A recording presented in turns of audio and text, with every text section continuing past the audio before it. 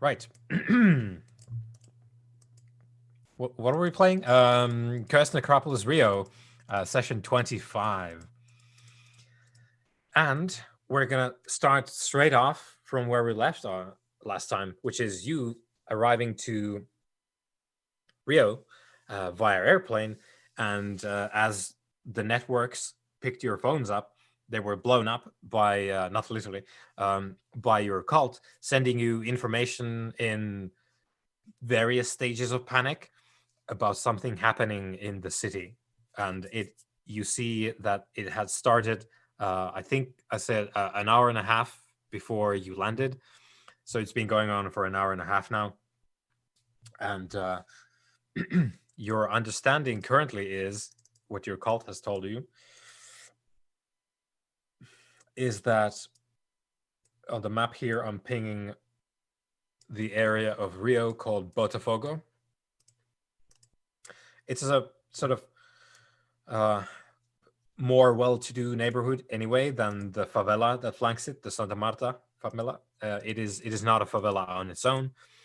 It's not a high glitzy neighborhood like some of the beachfronts, but it's a sort of well enough to do urban neighborhood. And something is going very wrong in there, and your cult is extremely aware of this because they are currently holed up in the Santa Marta favela, because that is where your cult maintains a safe house, which they have now relocated to because your cult has basically gone underground as a result of the the nighttime, black bag stealth raids that are being done in favelas by actors unknown. Currently, people disappear, people die in the night. So your cult has gone underground, basically ceased operation, and your main figures are holed up in the Santa Marta safe house, and one of those big wigs is your oracle, your recently anointed witness, Gustavo de Souza, who you rescued from the prison, or the holding facility anyway, who had been exposed to Subaris there enough times that he had actually turned into a witness. So he is capable of channeling the sort of underworld energies of Subaris into this trance, in which he basically spouts out nightmares and just nonsense, gibberish, but also sometimes bits of prophecy. Is the in one word, like prophecy. And your cult has sent you some of this, and there's your understanding now, having touched down. You've reviewed the info your cult has sent you, the prophecies and all the rest. Something has happened in Botafogo which has caused a severe wave of terror Subaris all across the neighborhood, and it's still going. And you know what that means? The mortals are just overwhelmed. There's no way they can withstand any of this. And if it's terror Subaris and it's still going on, it's going to be a very bad time for every living person and creature in there. Already is, by the time you get there, or if you decide to go there even, you already know that their lives are in a very bad place right now. And anyone who's still there. And your cult has sent you some evidence about Amkata as well in the area, which doesn't really surprise you, given that if something has happened that spawned a lot of Subaris, probably Sekhem was involved. So it stands to reason that Amkata would come and try and scavenge. And the thing that you recall, having given all this information about specifically Botafogo, is that the Sumenet first prophet of the East, which is to say Bektamun, the light in the chamber that we have seen both in Rome and afterwards in Japan, she had a sort of visiting tomb in Botafogo for visits, because she might come over and visit, Husani, who is one of the other first prophets. So she had a place there. You know where it is. You've been there as well, Kufu, Sobek as well. Like you would have been invited if Kufu wanted to, and yeah. So you didn't remember it before, but now you do, and yeah, you're free to do with that knowledge what you wish. So you know that she has this tomb in the area. You know where it is. You can get there no problem. Well, you can find it no problem, but you know that Botafogo is probably a very bad place right now. Maybe for a reason as well, if there's Amkata around, but at least for regular people, not good. And this is kind of a citywide event that is going to be a whole ordeal. If an entire neighborhood gets washed in Terrasubaris for hours on end, there's going to be some consequences need to be dealt with. Yeah, this is what you know as you step outside the baggage claim area, which is where you got your luggage from. Maybe if you decided to wait for that even. And yeah, you're in Rio again. Your cult is operating on a very limited capacity, so they won't be able to help you with a lot. Now, like digital assets, that kind of thing, of course, money, no problem. But physically, they can't do a lot now because they need to stay off the streets. You know where your cult is hiding, the head figures anyway, and yeah. What do you do? After we've sort of we've looked at all this information, I'll say to Sobek, I believe for the moment we should maintain only minimal contact with our cult, since it may put them at further danger. Were we to contact them more directly, it may compromise where they are hiding. That sounds reasonable. The Sabaris does not affect us in the same way as it would them. But I must admit I am intrigued by our prophet's mention of a horror walking the streets of Botafogo.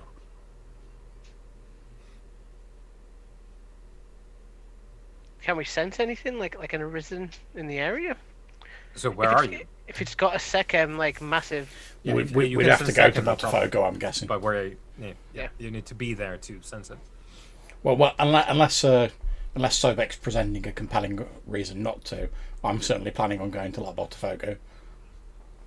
I think we should go. I think we should find out what stalks these streets. If it's not arisen, then it must be put down. Such is the law.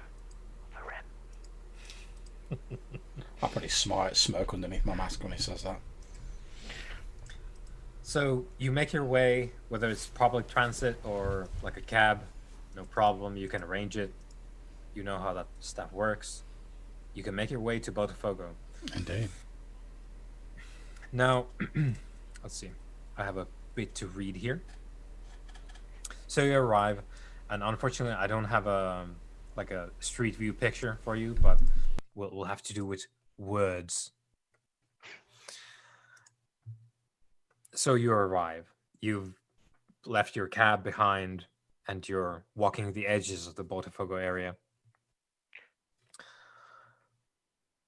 This would be coming from this side, I guess. So you would be on this edge here. The neighborhood is in chaos.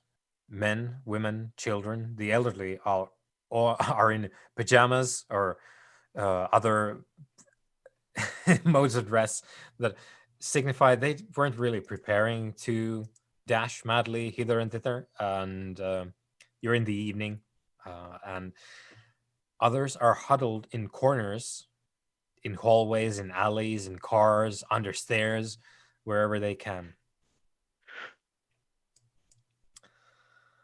In the distance, gunshots, screams, and sirens ring.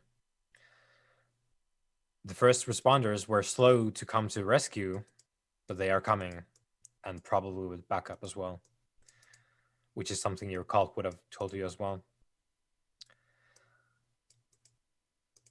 What do you do? It's chaos. Basically, it's like doors are open, cars here and there, people just sort of panic, trying to hide.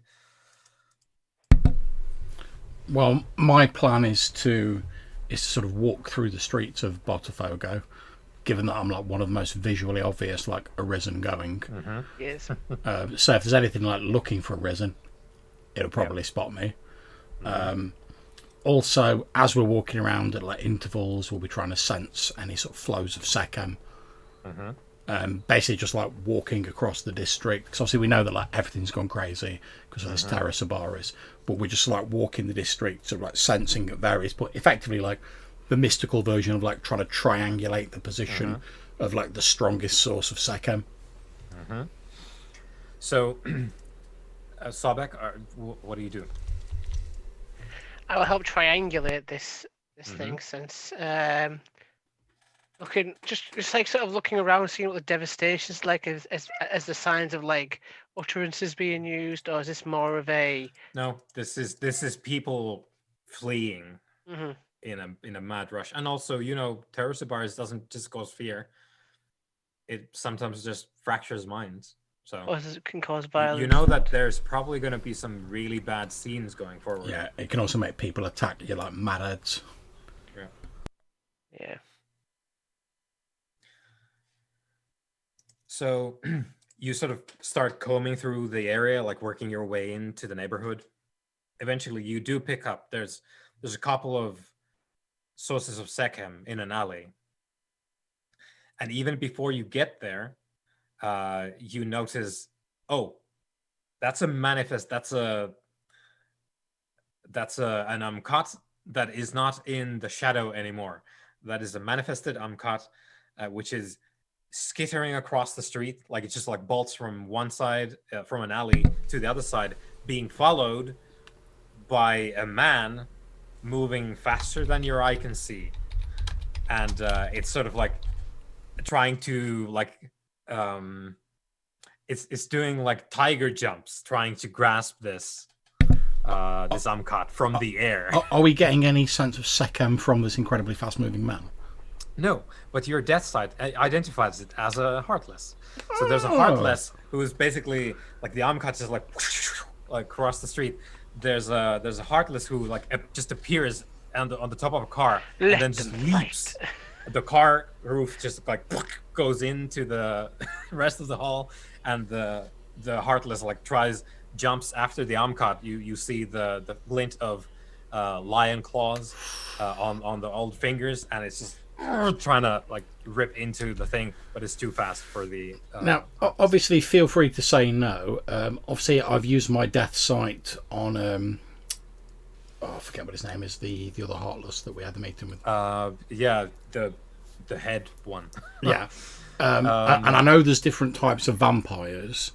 What I'm wondering is, with my death sight, would I be able to notice like similarities? So like, would I be able to be like, oh, this is a similar type, beyond it Aristides Borgus, beyond it like being a Heartless, would I be able to be like, oh, this is the same sort of Heartless as Aristides Borgus? Or... I think given that you now have some experience with this, you can make a wits and occult roll to start picking that up. It's not a part of your regular studies. Is this both of us or just? It's Kufu, because Kufu has the death sight, which just picks up instantly anything undead. Okay. Now, if you want to activate your God sight at any point, Matthew, please let me know. So I'm out of willpower, so you would have got some back on the. You get at least one back on. Got the, at least one. Okay, I'm gonna hold on to it for now because I need some juice just in case. Yeah, you need to be able to function. I'm gonna hold on. Look at that! All them 9 dice and only 2 successes. Yeah, 2 successes, but that's enough for you. So you can tell that this is because you don't have the primary sources and your occult understanding, even though you have the capability of eventually figuring this out. You're not sure, but your best guess is that this is, at least you can tell, as far as you can tell, this is the same kind of Heartless as Borges is. Okay. So maybe this is one of Borges's kit. It's certainly not demonic. If you look for demonic traits that Borges did not exhibit. He also exhibited the lion claws when he was sort of like freaking out. That's what got me thinking. Oh, maybe it's the same type of vampire. Yeah. So it doesn't look like an especially, deformed or anything. Okay, so I can basically see that this incredibly fast-moving Heartless is like losing the Amcata chase, pretty much. Yeah, it's not able to keep up. Yeah, mostly because, and you figure this out, when it leaps up into the air and doesn't come down, it has wings, the Amcat. So Okay. Now, obviously, again, feel free to tell me that I can't do this, but basically, what I'd like to do is I'd like to use my my sort of by steps unseen that allows me to do the short distance teleporting from shadows. Yep. And as it's sort of flying up into the air, we're in an area that's like there's quite a lot of buildings around, etc. Yep, it's residential neighborhood, a lot of buildings around. So as it's flying up, what I basically want to do is I want to come out of the shadows on like a window ledge, like just above it. And my plan is, as I'm going down past it, out with the lion's jaw. Okay, yeah, try and got it. Okay, so there's a couple things that happen here. You spend your thing if you need to for the steps unseen. I'm not sure if it's a pay as you go ability. You get your first one free. All right. Okay, so you do that. That's a no problem. You can get there. It has no way to stop you from doing that, and you can see where you're going. No problem there. So, yeah, make your attack. Okay. And Strength weaponry. Do I get any bonuses for the lion's jaw? So I've not got the stats for it. for lion's jaw. Let's see about the stats. Maybe it doesn't do anything right now. Let's see. Anything like more. Yeah, Rather. that's Oh, fine. yeah, it is of course a weapon, so you'll get something for it. Yeah, that's it. I mean, I've not got the Yeah. stats for any sort of Yeah. weapon on my character sheet. I'll get the weapon stats here. But the magic fully kicks in after you hit something. Yeah, And then boy. hunt it. Because it's not a murder weapon, it's a hunting weapon, That's it. which is kind of an interesting twist there. Okay. Hatchet. So just remember that in the future, Sobek. I'm not a murderer. I'm a hunter. Mm-hmm.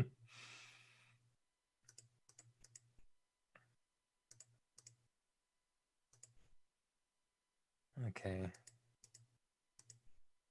Give me a weapon list now.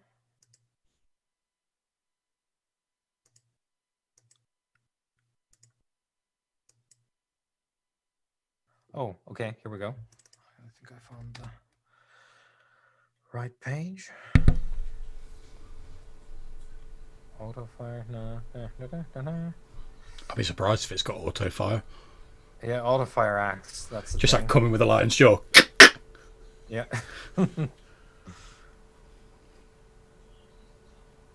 Come on, give me something. Okay, here we go. That's gun stats. Here we go. Okay.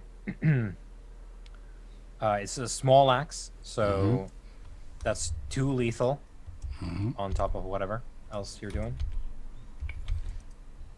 And as you are an arisen, that's basically +2 damage, because when you fight Amkata, it is more about who you are than what you're doing. So is that just basic 2, or is it 2 plus 2? 2 plus your well, you're doing your attack right now, right? Yes, yeah. So that doesn't play into it Okay. yet. It's on top of the damage, so it doesn't help you hit, but if you hit, Okay, then cool. it does more damage. Right. I'll spend a willpower. Right, okay, so strength weaponry.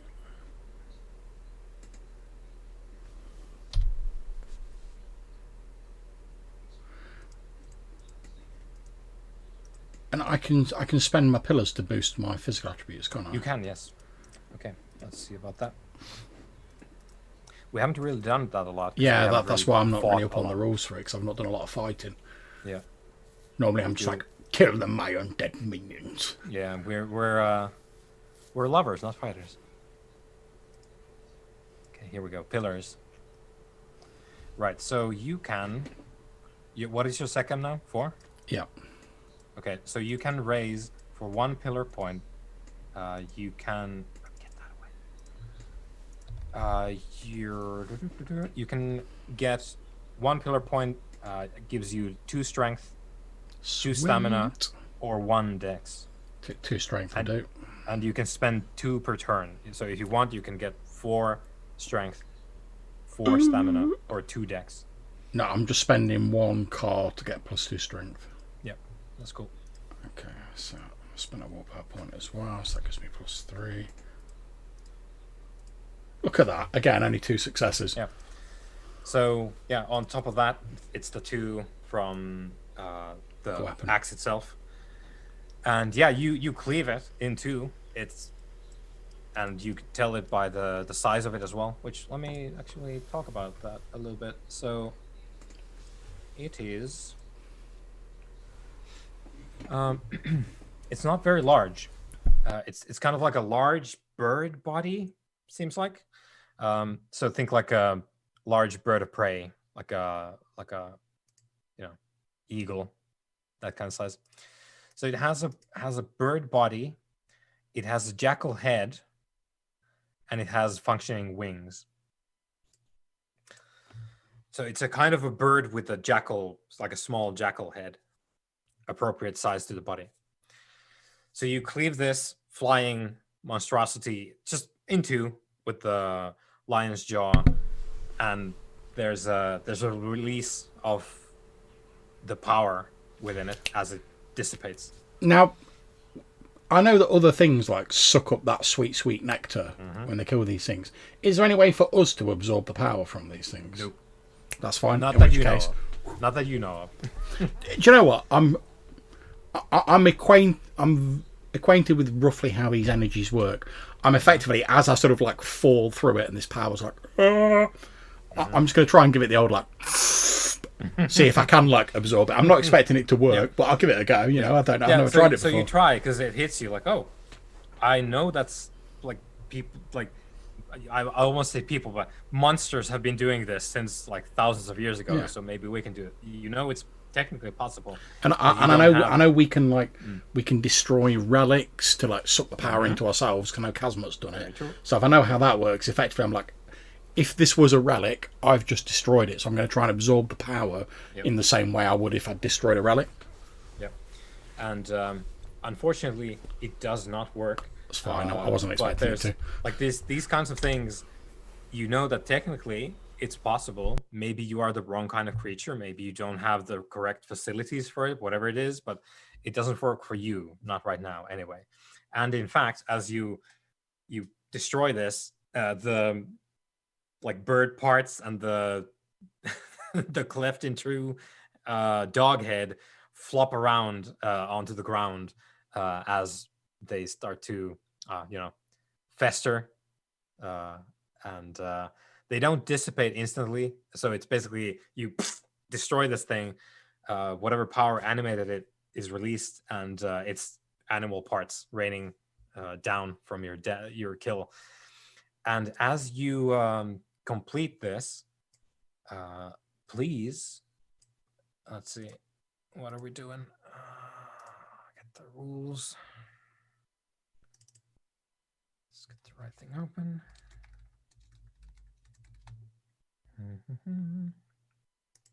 So this is a good thing. It's going to reset your descent schedule because you're doing the right thing here, unlike some people.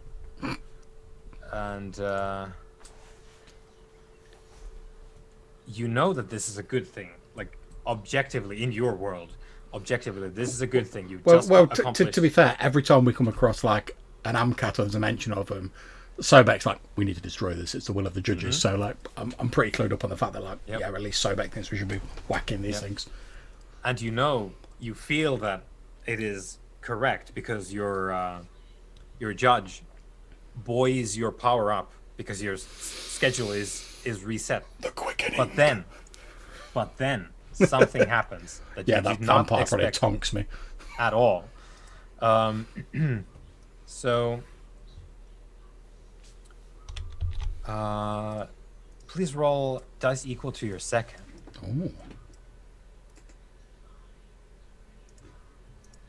I think it might have actually let me select it for once. Ooh. Like the first time in like 3 sessions I've actually been able to like select it. Progress. 0 successes. Okay, so that is very fortunate for you. And let's see. Right. So you step through the shadows. You destroy this blasphemy. You feel the approval of your judge, and then you feel there's a ripple that comes down your arm where you hold the lion's jaw, and you see it's like uh there's yeah, I guess like ripples, like shock waves come down your arm, and you have your robes on, so it doesn't show a lot of it, but what it does show, basically up to here, I guess, because you have your sleeves on, there's a ripple that seems like your hand, as the ripple progresses, turns to stone a little bit, and then it like disappears. Like there's a shockwave of stone skin that somehow emanates from your closed fist down your arm, and it fucking hurts.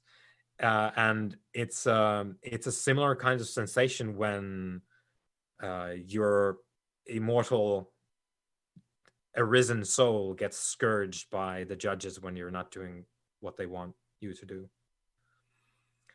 So what just happened there was you made a descent check, and for the first time, someone succeeded in it. So what you just dodged there was losing 1 dot of Sechem.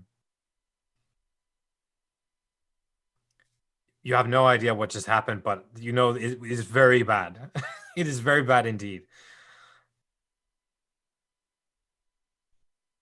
I'm probably going to assume, in character, rightly or wrongly, that this is connected with the curse of the lion's jaw, because we know it's a relic. It's going to have a curse. And the thing is, there as well, as you think about this, like, what in the shit is this? You remember from your first turn life that you are immune to the curse of the lion's jaw, being a Sioux menace. So it wasn't the lion's jaw then?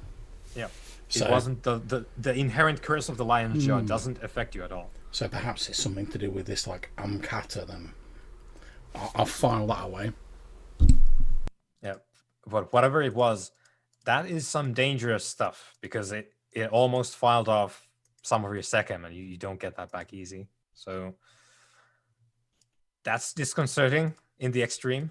The Heartless like comes bounding up, and then it sees that you've dismantled this, and it's looking at you. You can tell like it has like lion teeth in its mouth, and it's sort of like stepping back a bit, because you can tell like you're not like a regular person doing something. Plus, I've got the whole like Demon Queen mask on. Yeah, you do. Yeah, you do. So it steps back, and I'm just going to say to it in a very calm voice. As far as I'm concerned, this is one of Aristides Borgus' lot. So I'm just going to say, as per my agreement with Aristides Borgus, I will do nothing to directly interfere with you. And then it's like just starts moving again further into the neighborhood. I'll let it go. Yep. I'll stick to my word. Yep. So it leaves you the fuck alone and moves on. So Sobek, you see this happening. You also see the absolute hesitation in Khufu when like, and then yes, wait, no. Oh boy! And like Khufu stops for a moment. It's like, I was contemplating ending this Heartless, but he was fighting an Amcat, so he gets a temporary reprieve. That's your one. Everyone gets one. Yes, well. Are you okay, brother? Yes. You defeated that thing quite handily. And I'm sort of like looking down at my hands, still holding out the lion's jaw, and I'm like, for just a moment, when, brother, you have felt the scourge before. Unfortunately, yes. Even I cannot keep to the judge's will as much as I'd like. Of course not. I mean to throw no stain on your character. But as you are aware, dispatching Amcat is a sanctioned activity in the eyes of the judges. Of course, yes. And yet, when I dispatched it, for just a moment, in my hand, I felt the stinging pain similar to that of the scourge. And then it passed after a moment. Perhaps... Could it be This is like a curse of whoever summoned this thing. I do not know, but I do not believe it can be the lion's jaw, since, as you're aware, I held it in bygone days, and I believe that I am immune to the curse of this particular artifact, As far as you're aware. But, as far as I'm aware. Yeah. But I have struck with it before, and it has not affected me thus. Yep. You don't even know what the curse is because you've never felt it yourself. But perhaps, as you say, it was something to do with this Amcat in particular, or let Kazmat use it for like 5 minutes. Let's see. I would not knowingly hand an item to anyone that I knew was going to cause them harm, especially if I knew that I could hold it myself and suffer no harm. Well, it might teach Kazmat some manners. Was that MCAT larger or smaller than the one I saw in the weird thingy lands? Much early smaller. days. What you saw was a greater Amkat, and these ones, that was a lesser variety, and you can always tell which kind it is by how big it is. So this is just common lore to you guys by now, especially. So an Amkat is lesser if its size, its whole body, is modeled after the smallest size that one of the animals that it's made of would be. So if it's a lesser Amkat with bird features and a crocodile head, it would be a bird-sized creature with a small crocodile head on the end. Now, if that was a greater Amkat, it would be a giant bird with a regular-sized crocodile head. So yeah, it was just a normal size. This was a lesser Amkat, which that's in a way good news. Yeah. How did it get loose? That's the question. How did it get loose? How did it get? We know that these things have an easier time manifesting when certain conditions are met. Although I'm no expert on the Amkata, I would imagine that this wave of terror that is gripping Botafogo is allowing them to manifest more easily. Perhaps it has weakened the barrier between the material and the spiritual. This isn't creating the Sabaris. Something else created the Sabaris. It is. I would not believe that a lesser Amcat of that stature would be able to create this huge wave of terror. These are animals. They're not. These are a symptom of the cause, right? These are scavengers, basically. Yeah, these are simply animals who are taking advantage of the conditions that are prevailing in Botafogo. I do not believe they caused it. I believe we should continue pressing on and attempt to establish what is the cause. Since we can spend all the time we want dispatching minor Amkata, but as long as these conditions prevail here, more will continue to manifest. Whereas if we can cut this terror off at its source, then things may at least slowly start returning to normal. Prevent more chaos. Is there a way for us to detect if an utterance has been used in the vicinity? Like an echo in the air. With your god sight, but it's not something that leaves a mark. If it's been written upon the Scroll of Ages, I feel like I should be able to see it. Yeah. Roll whatever it is that you need to roll to access the Scroll of Ages, Matthew. Yeah, we're not there yet, but I mean, eventually. Ooh. 6. Yeah. So with a 6, you know that if you could but reach beyond existence and grasp the Scroll of Ages and bring it forth, you could read what the solution to all your problems would be. Because it's already written there. It's already there. Yep. Coulda, woulda, shoulda. Yep. But there's no, it's not a reliable thing that you could tell whether or not an utterance was used. It depends on the utterance a lot. Yeah. Well, and I will just use my normal sight to see if I can spot any signs of an utterance being used, like destruction, scorpions running through the streets, a forest sprouting up. You see, actually, now that you mentioned that, where Khufu dispatched the lesser Amkat, you see centipedes crawling out of the bird flesh. Huh. But no, there's no like earthquakes going off and all that. Do you believe, brother, there is more of these things here? Undoubtedly. I would suggest we continue our efforts to locate to travel through Botafogo and locate the source of the energy that is causing this wave of Terra Sobaris. And then I think we carry on what I'm trying to triangulate. Careful with that axe. I do not wish you to. I do not wish to lose you here, and have to continue this turn on my own. I'll be selfish, but I do enjoy your company, brother. And I yours. Shall we continue? Yes. So you continue your efforts to comb through Botafogo looking for things. You sense quite a few Amkat eventually in what seems to be a small hotel, like a 3-story hotel. And as soon as you sort of approach it, you also hear chanting, which is in a mishmash of. There's Latin because you guys speak Latin. You get that, but there's something else as well. It sounds Semitic. But you're not quite sure of the. Is it a language I might be able to take with my free language I've still got outstanding? You are entirely free to take Aramaic if you want. Yeah. Brilliant. Yep. So they've got some Latin Aramaic thing going on. You hear at least 7 chanting voices, and it's blatantly some kind of a ritual. So I'm guessing probably some sort of summoning ritual, given what's going on. And as you're taking a look, because the doors are open into the sort of foyer of this small hotel,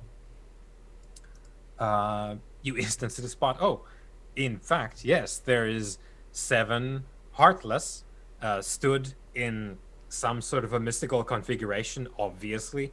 They've got some ritual implements, and you can see in the air a couple of these bird dog Amkata just sort of like writhing in the air, but not under their wings' power, but they're just sort of like twisting in pain in the air, just like moving around, and these Heartless are doing their utmost with the ritual. They don't notice you at all, but there's other Heartless at the door who spot you as you wander close by, and they start sort of like sliding the doors closed. Not that they necessarily, you don't get the idea that they think, oh, that's going to stop them, but they're like, this isn't for you.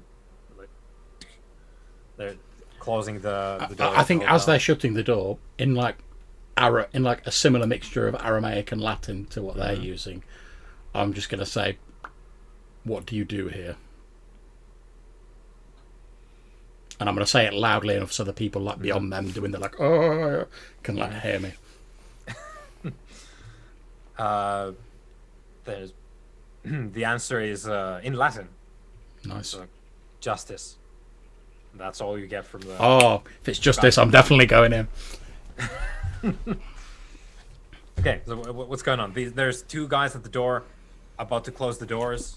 I'm gonna walk towards the door, and there's one of the door guys holds up their hands in Latin. It's like stop. Quick scan with my death sight. Do they look like Borgus lot? Yeah. Okay. I'm gonna say if you are the kin of Aristides Borgus, you should know that even if I enter here, I will be unable to interfere with whatever you are doing. Now, you can either step aside, let me walk in and spectate, I will not interfere, or I can rip this door off its hinges, walk through you, and still spectate. The choice is yours, however, unless you raise hand against me, as per my pact with Aristides Borgus, I will not interfere with anything you are doing. Sobek, what are you doing? I don't understand. I literally don't know what's going on.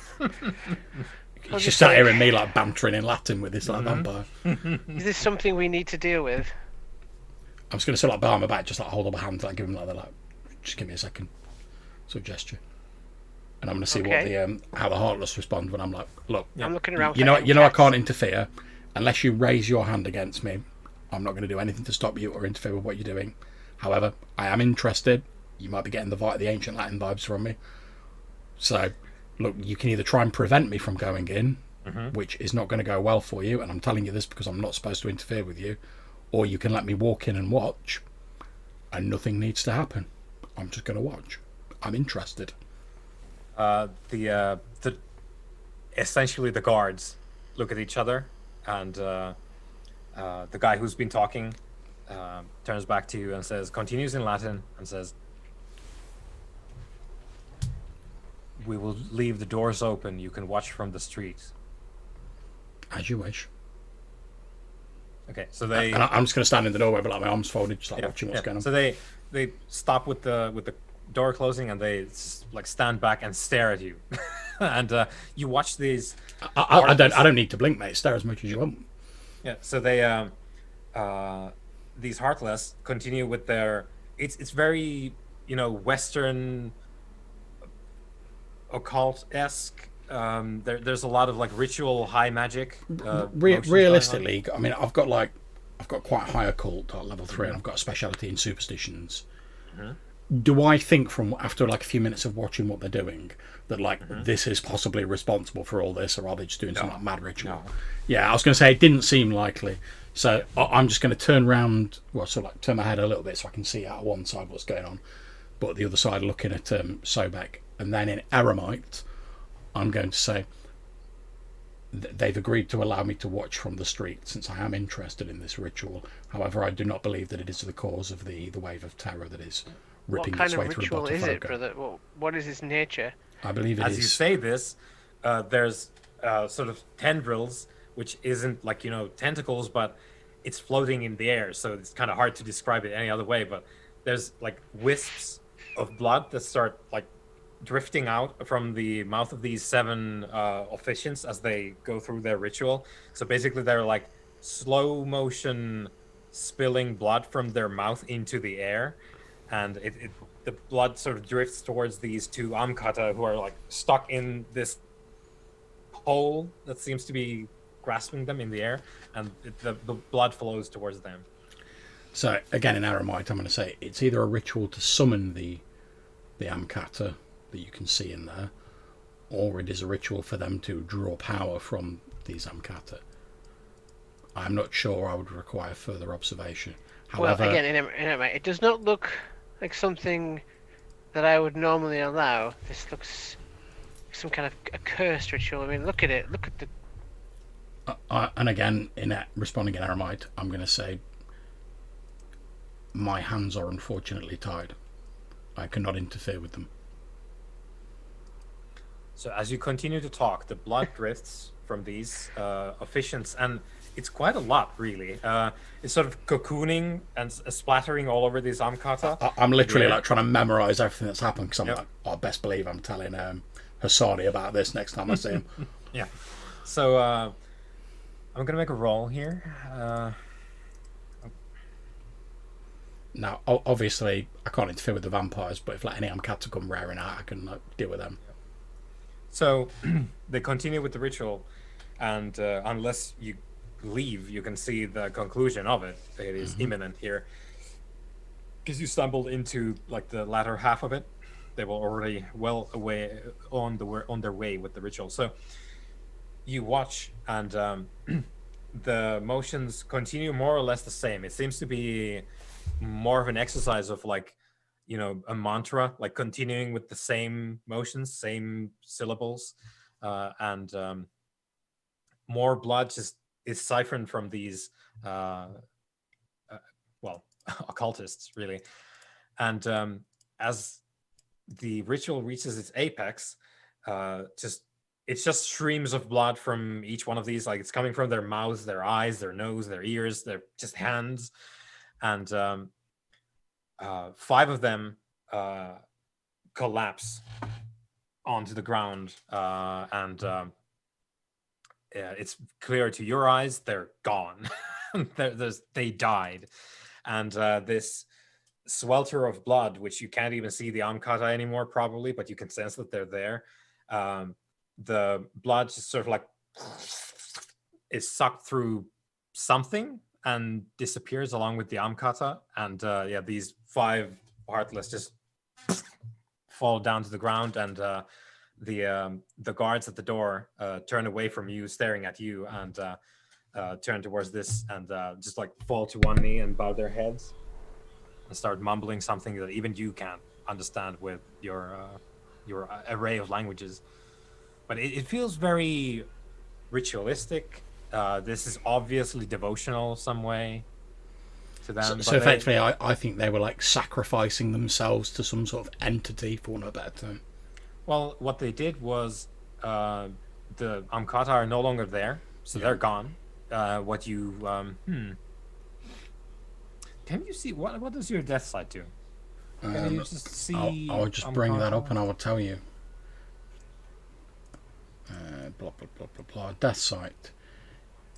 Intimate awareness of death grants the following abilities: perceive ghosts in twilight, possessing ghosts, limited form of soul sight, reading morality, vices, shadow ratings, etc. Okay. So whatever they did.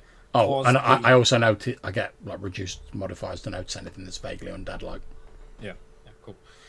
So whatever they did, like de-manifested the Amkata. So what they did was they shunted the Amkata from the land of the living away, which is by definition not what the Amkata want. They want to be here. They sent the Amkata away, and 5 of them died in the attempt, is what you take away from the scene. So I'll relay that to Sobek in Aramite, that effectively 5 of them have just sacrificed themselves to banish their Mankata from the material world. So it seems like basically they're doing the same thing we want to be doing. The guards reach into some kind of wallet or pouch on their belts, and they bring out these lead coins. They start retrieving the dead Nice. Heartless, and they put coins on their eyes. And there's, in Greek, this you understand. They start giving them last rites in Greek. It's not the Orthodox Church rites. It's a heady mixture of like some ancient Greek myths and then more modern religion as well. Okay, so since that they've been doing a good thing, they've just given their unlives to like banish these Amkata, and these guards ain't near the door anymore. No, they don't give a shit about you anymore now that the ritual is done. I'm just going to basically walk in. I'm going to stand behind them again, like arms folded, so I'm not like doing like threatening or anything like that.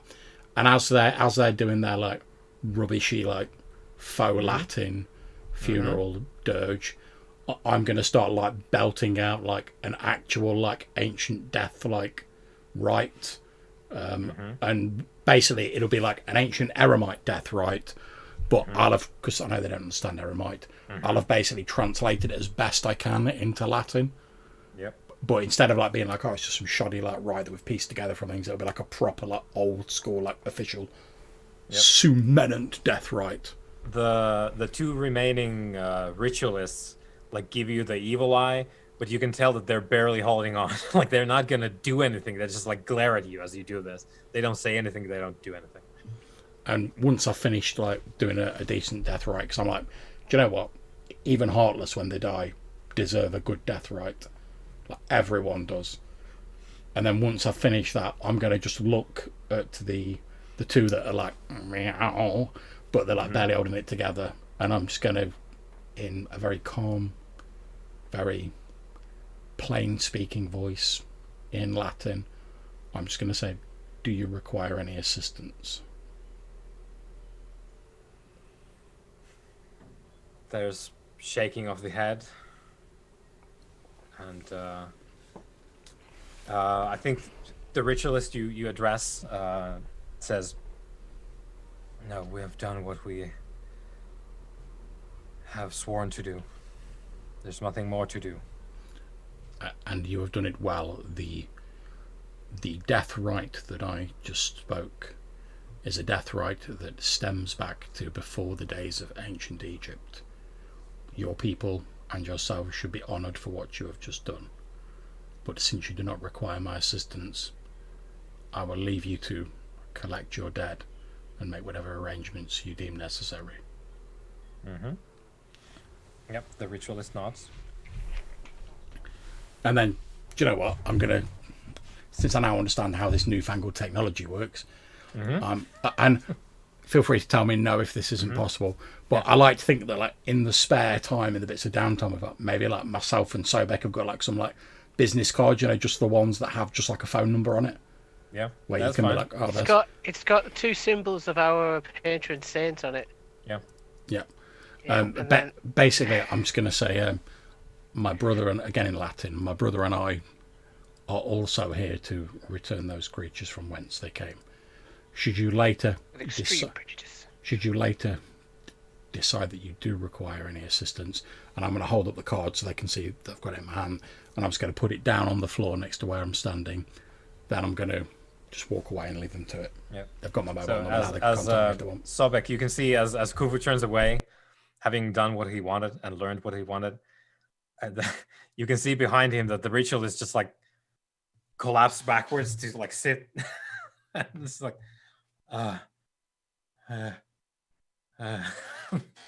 but they put on a very brave face as long as Kufu was there. But as he turns to leave, it's like. That's also part of the reason I left so quickly, because I could see they were like, oh, we've done our job, but we're like barely holding it together. But obviously, they want to maintain sort of face, and I'm like, I've no interest in like embarrassing them given what they've just sacrificed. So I'm sort of like, there's my number. Call me if you need some help, and I'm gonna turn around and leave so they can like relax, and I'll shut the door on my way out. It would imply that the MCAT can eat them. I think they are threatened by them just as we are. Well, we know that the Amkata can absorb Sekka. They're not a second, as far as we But can potentially tell. that means they can absorb other energies as well. It's like a scavenger eating another scavenger. Indeed, they are animals. They feed on what they are Bullshit scavengers. eating a rat. They feed on what they can find.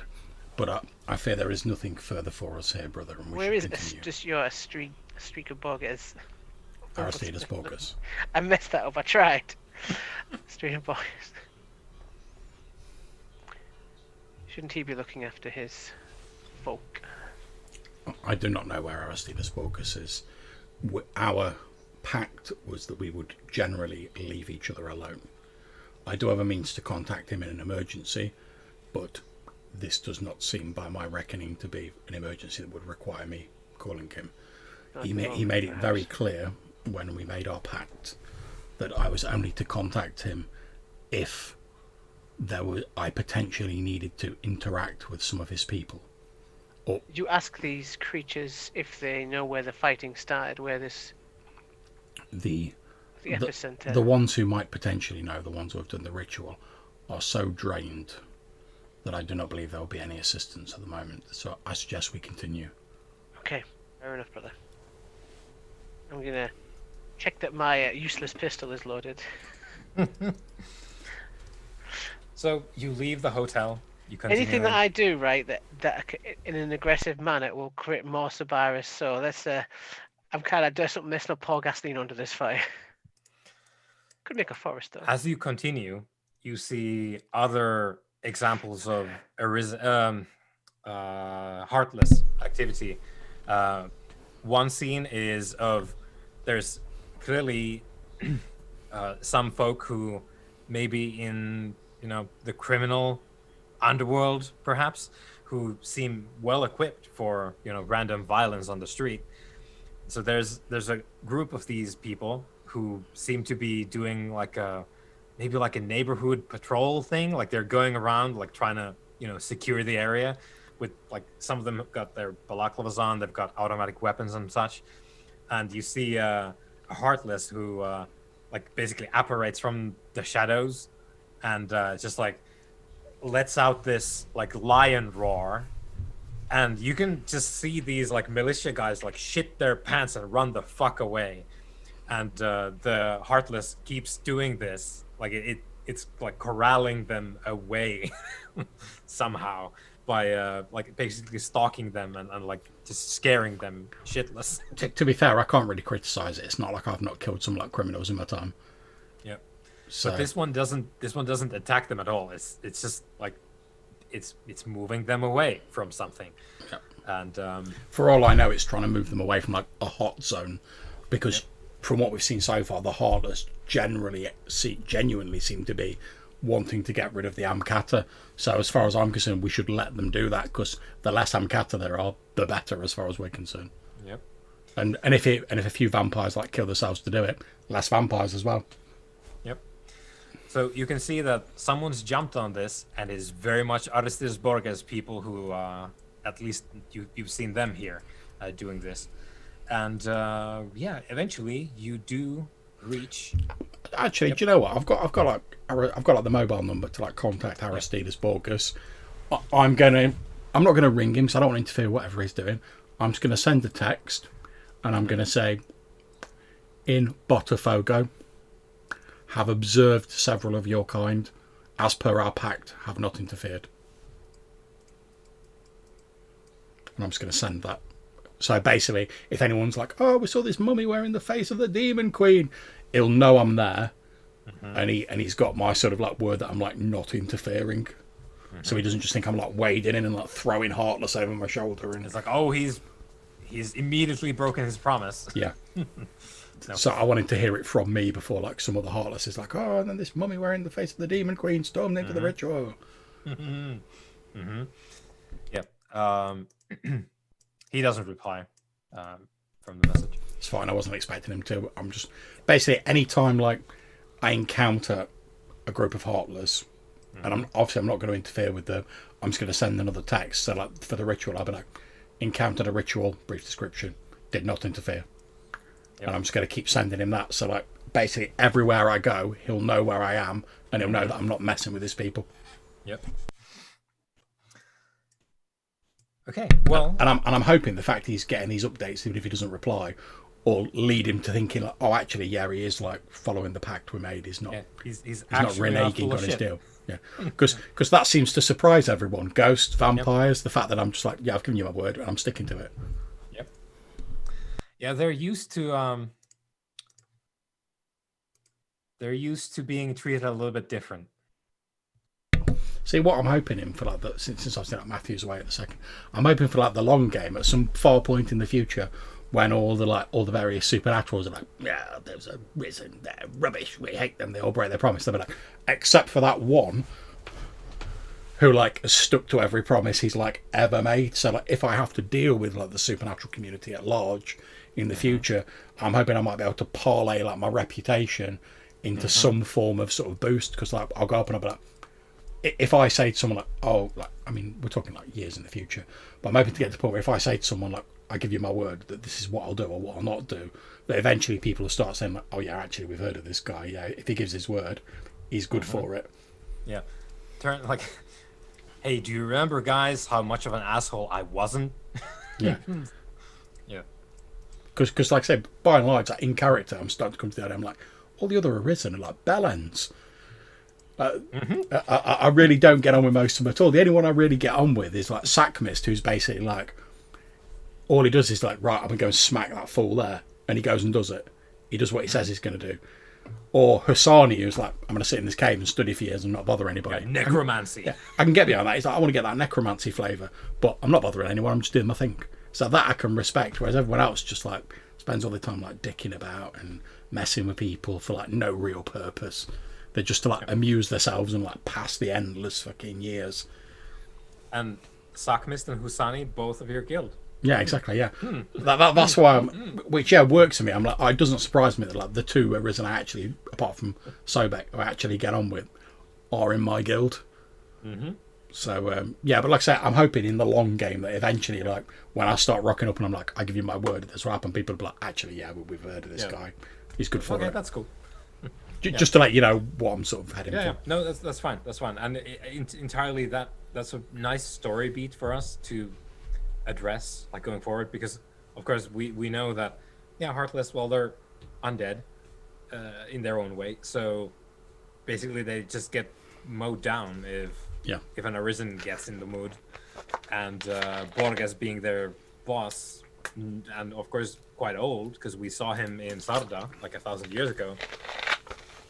He's seen a fair share of Arisen being destructive towards his kind. And So- like I say, we obviously Borges knows personally, like, because I've used my powers briefly on him, like how badly I could mess him up, like easily if I wanted to. Yep. But the very fact that I've gone, "Do you know, I'm not going to interfere with your guys, and I'm not doing, even though it'd be very easy for me just to be like, oh, I can command you with my necromancy. The fact that I'm not doing that, even though it'd be so easy for me to do so, I'm hoping will sort of stand me in good stead if I have to deal with them or their kind in the future.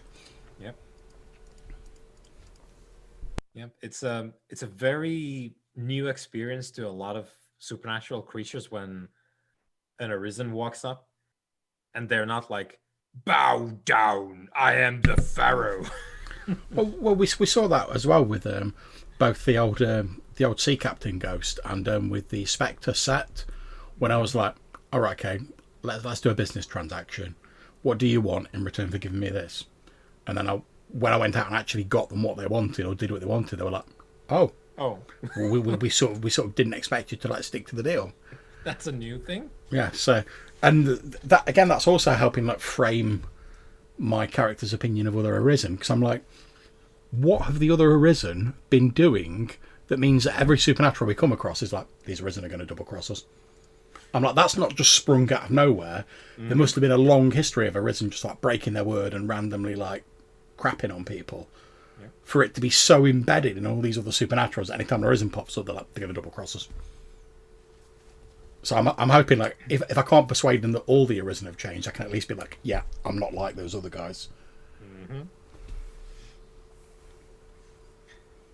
And it's a hell of a thing being in the position of knowing that there's someone walking around who could just literally tell you what to do, and you have to do it. Yeah. Like it's not even like, oh, I'm gonna have to spend a willpower point to resist it. No, you have to do it. Yeah. Yeah.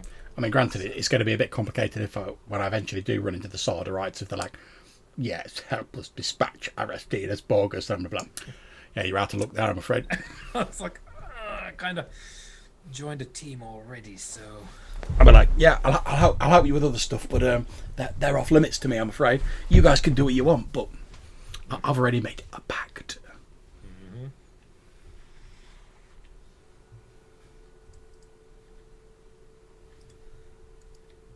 But yeah, I think we're just going to carry on through the district, trying to track down this Sechem.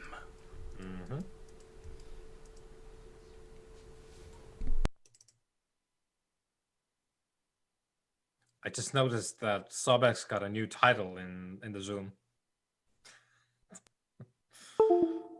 That's it. It's not just catchy as mine, though. No.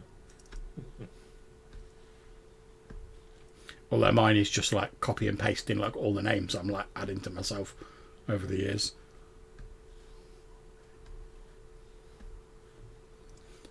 I'm hoping by the time we actually get to the conclave, I'll have so many names they have to spend about 5 minutes just reading out my name. Ufu, first of his name, protector of the Andals, and the first king of the first men. And that's it.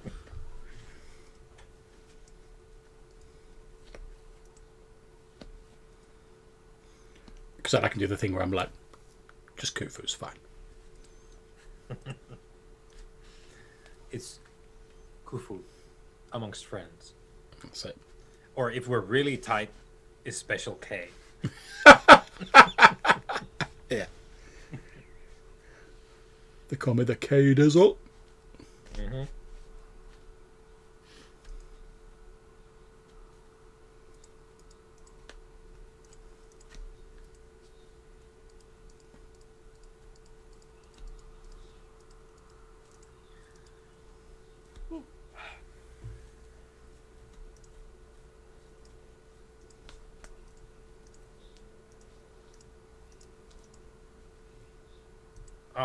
I'm sensing a presence in the Force. Indeed. It looked like I just kind of phased in from existence there. Right. What did I miss? Sorry, guys. What's...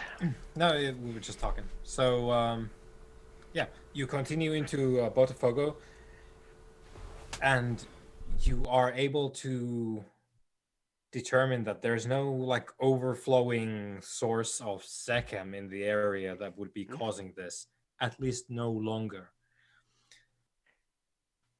Right. So if something, and Sechem is usually a good source for this kind of thing, but if there was like a chunk of Sechem here that caused all this, it's not here anymore, and that's not entirely unheard of. Your mere existence sort of infuses your surroundings with Subaris anyway. This whole area has been blanketed with very strong Subaris. So your conclusion, having sort of combed through the area, is that whatever happened here, it's probably not active anymore, because the Amkata wouldn't have caused this there here because of this. And it's going to take a bit for the Subaris to dissipate. Is there anything, I mean, obviously we may or may not know this, is there anything we could do to expedite that process? No. Don't use our utterances. Yeah. I mean, if how do you put down a fire? Well, don't add fuel. You'll note the fact that I just did like a bit of shadow stepping and like brought the axe down on that Amkata. I didn't turn into a giant stone man and crush it. I don't think using the object creates Subaris, though. No.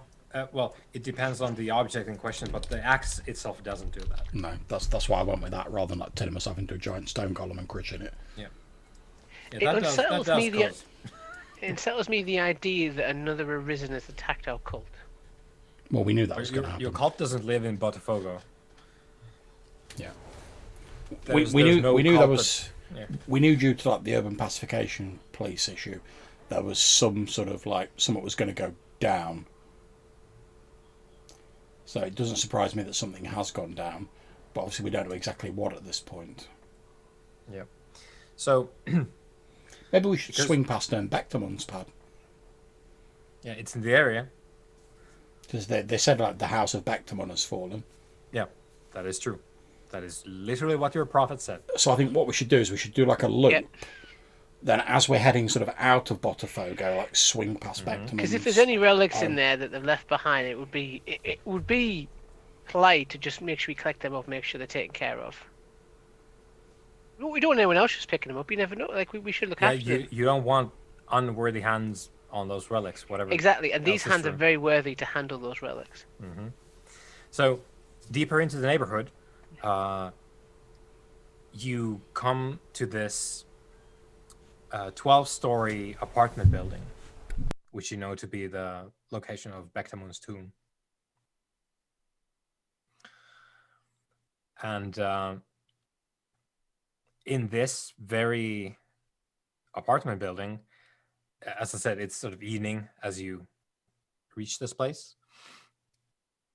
The only lights in that building are fires from several apartments, where you can just imagine what kind of stuff has gone down there with people overcome with Subaris. But there's a couple of fires going in the apartment building and no other like electrical lighting at all. Okay, so my sort of, obviously we'll discuss this as we're walking there. My plan is pretty much when we get there to head into the apartment. If there's like anyone in immediate danger from the fires or like collapsing masonry or anything like that, we can obviously help them. Yep. And then, then basically if we sort of like know where in the building Bechtemon's tomb is, sort of head further towards that with the plan, with basically the plan to make sure that like no one's wrecked it. Yep.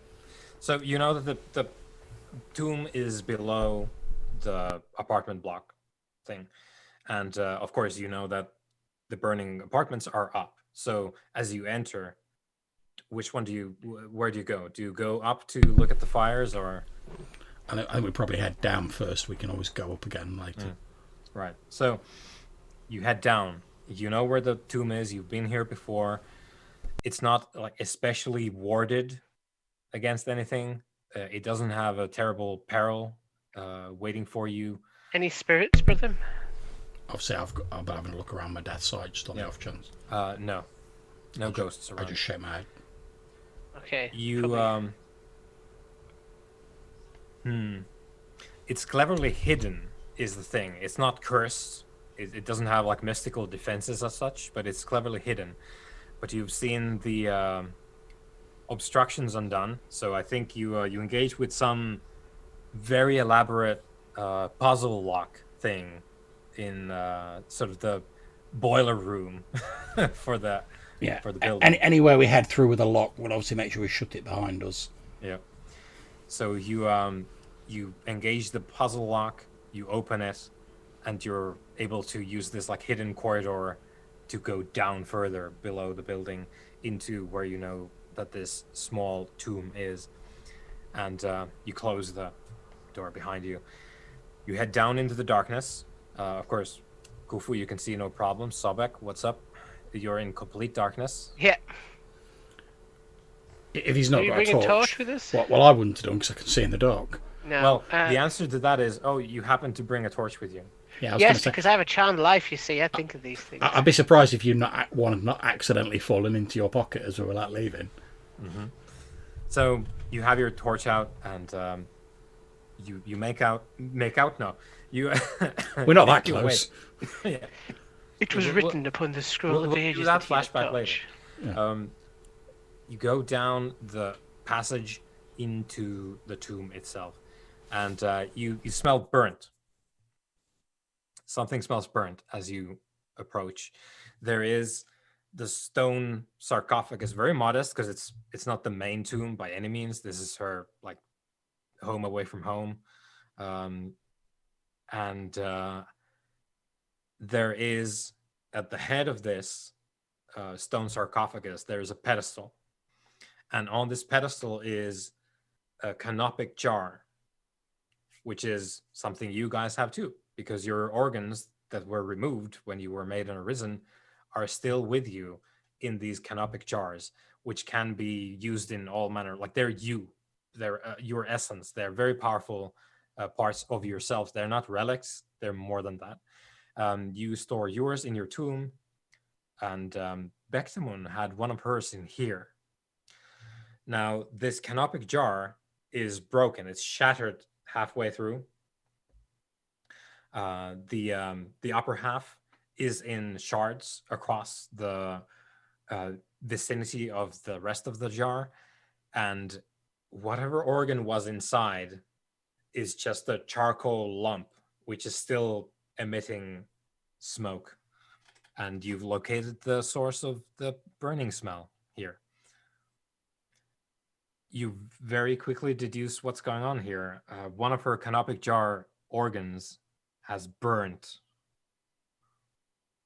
which you know to be a very bad thing because that is of your essence. It is a part of you essentially in a very vital way, which is to say that if your body were to be completely destroyed, your cult could summon you from one of your canopic jars because you live in them as well. But one of Bectamun's was here, and it is burnt.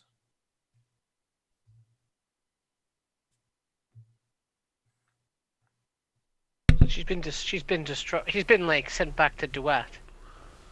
She's not been. Possibly not. However, if she were to be destroyed, the absence of this organ would certainly make it more difficult to summon her back. However, I do not believe there is anything we can do for this organ. It is burnt it's to gone. a charcoal briquette. Yeah, no, this is ruined. And unfortunately, I have no direct way of contacting Bectamun to inform her. If only I could write upon the scroll of ages and inform her of this fate that was going to befall. If only. If only. How about this, brother? You have a means of contacting the Red Sparrow. If anyone knows how to contact Bectamun, it will be she. Perhaps if you contact the Red Sparrow, she may be able to furnish you with the details of how to get in touch with Bectamun. That is an inspired choice, brother. Perhaps you have a future among the scribes after all. I rather doubt it, but thank you. You're welcome. Yeah, I'll send a clipped message detailing the events. I'll send some pictures if I can. Yeah. You can take some flash photos of the Yeah. dark tomb. Get Khufu to pause like next to the Yes, tomb. Yeah. hanging out with my my friends here. Hashtag another one bites the dust. Yeah. Right. So, what do you say to the Red Uh, Sparrow? To the sparrow. Hey, how's it going? How was your dinner? No. No. What you doing? Hey. We have had. We have encountered bother in the district, the Bogata district. I'm saying that. Botafogo. Botafogo. I was just completely off there. Mm-hmm. Botafogo district, and Bakhtamun's temple has been, or tomb has been ransacked and wrecked. It would appear that she has been sent back to Duat. If this is indeed her, a cult has been decimated. You know that she doesn't live here, by the way. Yeah. She lives in Japan. So she's There's- fine. Yeah. Whatever has happened here, you know that Bakhtamun wasn't here. Right. Okay. She doesn't live in Rio. She lives in Tokyo, and this is one of her tombs around the world. Backup tombs. This Yeah. isn't a primary tomb. No, we this need is, we need tombs in every major city. We just need to branch out. yeah. You need to make it big. You know. Just is there any way? I'd say is there any way for you to contact Bakhtamun and inform her of this desecration, and if she would like to help us bring the perpetrators to justice. Kiss, kiss. No, Guildmaster. Guildmaster. Sobek. Do you actually say that? No, because that's probably good. It's gonna ruffle Banternath. But I am a guildmaster. Well, you're not, unless you say you are. No, because that'll make me an alchemist. Do it. No, I will leave that off. I was just joking. I'll see what she comes back with. Well, she replies that given the evidence you've gathered, she probably knows what happened. That's true. And thank you for the information. And please see if there's anything you can do to contain the situation in Botafogo, is what she replies with. We are attempting to do so. On the She case. replies, you have my sincere appreciation. I think, assuming Sobek relays that to me, I think that given that we know whatever caused this has already happened, and it's probably going to die away on its own eventually, we can't do anything directly. It will. Yeah, we can't do anything directly about the Terror Sabaris. Probably the best we can do is see if we can mop up any more of the Amkata before we leave. And I mean, to be honest, the Heartless already seem to be on that. Yeah, they are on it. So I think just sort of do a quick sort of circuit of the district. If we come across any Amkata, try and dispatch them and then sort of make our way out of Botafogo. It just shows how many of these Heartless are in this city. Far more than we thought. Oh yeah, you're being treated to the fact that not only are there a lot of the Heartless, they're also, they're active, and they're working towards something, obviously. Do stuff. Like, this isn't just like, oh, we happen to be around, and... To be fair, there might be more Heartless than you were thinking there's in this district. I was expecting the whole city to be riddled with them, because when we talked to Aristides Borges, he was like, do not interfere with my kind. And if you use the phrase my kind, that normally means there's a lot of them. I'm not scared of them. So, if you're mopping up Amkata, are you doing so? Yeah. Okay. Like I said, don't get me wrong, we're not on a search and destroy, hunting them down, but we'll do a quick circuit of the district and then sort of make our way out. And if we come across any on the way, or we come across any Heartless trying to dispatch them that we can assist, Yeah, we'll do definitely. When we were told there was going to be something going down in this district, I didn't expect MCATA. This is more than. A feeling. No, this is more than. This was I thought this was going to be like a human versus human struggle. Not a Human being destroyed by Sabaris, necromantic yeah. horrors. And obviously, as well, as we're sort of like, as we're exploring the district on our way out, if we come across any mortals that are in like immediate danger that we can assist, I will do so. But, If you find any spirits as we move through, brother, please question them. Find out what you can. oh yeah, if I come across any ghosts that aren't just like, yeah, the terror, then yeah. Yeah, ghosts are very much in short supply here. They inhabit the same shadow world beyond the world that the Amkata do when they're not manifested. So Yeah. they're like, no. Yeah, I'm guessing they're like, oh, it's riddled with Amkata. Yeah, we'll be keeping a low profile. Yep. Or we'll be getting absorbed. Yep. So, yeah, you can definitely assist folk, whether that's people or heartless, Yep. in their various struggles against the Amkata. Now, the only thing we're gonna address in that is, Kufu, do you use the axe when you're doing this? Yeah, boy. Right. Of course I Give do. me a second roll, Okay. because it will do the same thing again. Let's see if I can select Second again.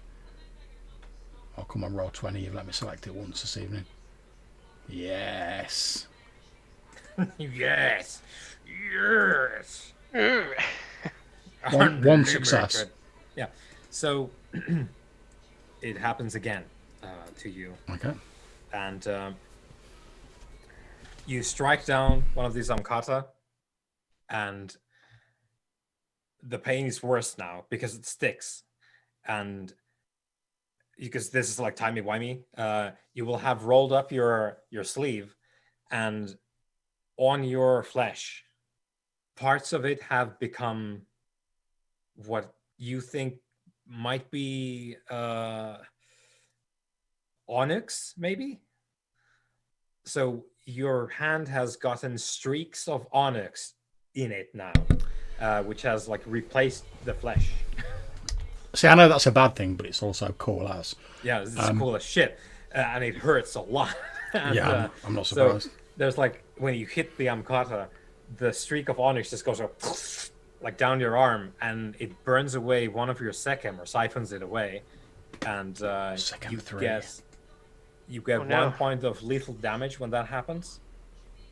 At the same time, Will the damage heal normally, or? oh yeah, you will have time enough to heal it. But Okay, just for your information, what happens is you lose 1 dot of sechem when you hit with the axe, and the axe deals 1 lethal damage to you because it replaces your flesh with onyx. Now, I think given who Khufu is, obviously I'm in pain with this, but like we've experienced pain before. We're immortals, of course we have.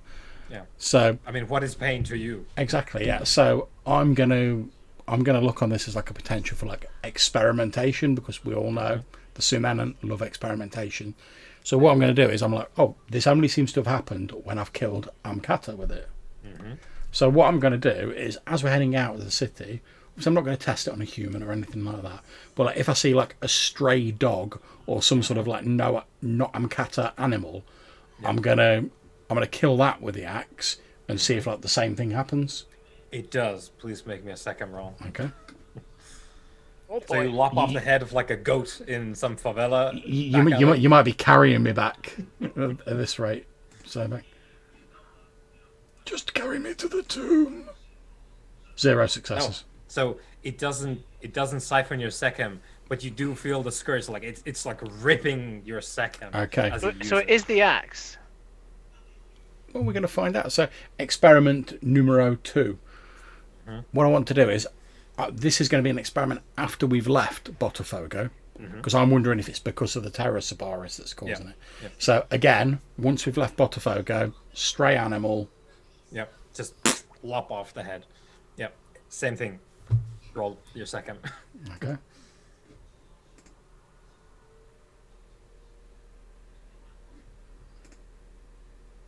Zero successes. Okay. Again, it is extremely unpleasant to you, and you feel the same, like the something when you use the axe to do its purpose, to like hit things and hurt them. You trigger the nature of the axe on the target, and it just like rakes your second. See that's really interesting because that didn't happen back in the Nope. day, Not at all. Nothing like that happened back in the day. and I know I'm immune to the curse of the axe. Yes. So I'm trying to think. Oh, what's changed? I'm gonna once we've got out of Botafogo and we're in like safer surroundings, I'm going to examine the axe like more thoroughly, see if I notice anything that's changed externally about it. I'll also examine it with my death sight as well. Yeah. Neither your like I was gonna say mortal eyes, but we know that that's not true. Your actual eyes don't pick up anything additional. Neither does your death sight. And I think then I'm gonna pay a trip to Hassani and like be like, yeah, I've There's also Sobek, who has the god sight. Oh yeah, That goes Sobek, if you beyond- can run your sight beyond sight over this, that'd be great. Okay, I'll just pull out my sword of omens. The sword of omens. Arisen. Oh. Reveal the scroll to me. Okay, I'll turn my god sight on, which does burn my willpower. But for you, brother, I will do it. Thank you. Right, so you can roll the thing that you roll for this. It is definitely god sight, right? Yeah, god sight is the thing that allows you to see anything. It's wits and occult. Any minuses apply to this roll? Yes, it is I think the -5, was it? Whoa. Last time we rolled? Because this is an uncommon effect that we're looking at. Oh, where's occult? Is it down Yeah, here? if it wasn't uncommon, I think we'd have noticed like people randomly turn into onyx. You don't need to do this with common shit. Like this is highly unusual. Wits occult -5. Yes. Sorry, brother. The veil I remains... can't boost myself in any way because I'm out of willpower. Yeah. Of course, Unless we he can do timey-wimey stuff here. Unless he can help me in some fashion to gain extra. Yeah, no. Yeah. I'll tell you what we might do, and like you say, obviously we can do like timey-wimey, but what we might do is basically get you to watch with the god sight. And I know this will risk me making another second roll, but get him to be looking at it with the god sight when I actually like Lop. another animal. Yeah. We can do that. You can make another one. It's going to be, let's say, -3 because you see it in action. Okay. It's still an uncommon thing, but like Khufu's giving you the, the full details. I'm just gonna force him to go back to Duat. Yeah. Yeah. Okay. Yeah. No, that's not. So, Khufu, please give the second roll. Oh man. It's gonna end the turn. Just him, just like. chopping 2 things off. successes. Ooh, Beam me up, God. Beat me up, Judge. So, you lose 1 second, and you get 2 lethal damage. I'm gonna give you something here, Sobek, because this is more than what Khufu has suffered before with this. So what you see is, because it's impressions and not like hard data, Khufu lops the head of like a chicken, because you can get those. So Khufu kills the chicken with the lion's jaw axe, and there's once again, it's more massive now. Your flesh just ripples with onyx now, like down your arm, across your chest, and it is very awful when this happens to you, Khufu. Even though it's not aggravated damage, but still you feel your magical body being just ravaged by your flesh being replaced by onyx somehow through the axe's magic. And Sobek, you see like the axe, it flickers with something when Khufu kills the chicken, and you can see the axe do the flickering, and spikes extend from the handle, which don't exist This is just your god Metaphysical sight seeing this. spikes. Okay. It's a metaphor. So spikes extend from the handle of the axe through Kufu's flesh, and you can see from where the spike comes up from his the back of his hand here. You can see the blackness of the onyx like spread from that spot, like a snake's venom coursing through his veins. Whatever that is, brother, it's not good. I'm gonna sort of hold up my like mostly onyx arm, Yeah, and I'll be but like, it's I'll be like, really, brother? I was hoping for a little bit more than that. Sorry, what I see right now is a conflux of imagery and sound and metaphor. I didn't realize it was literal.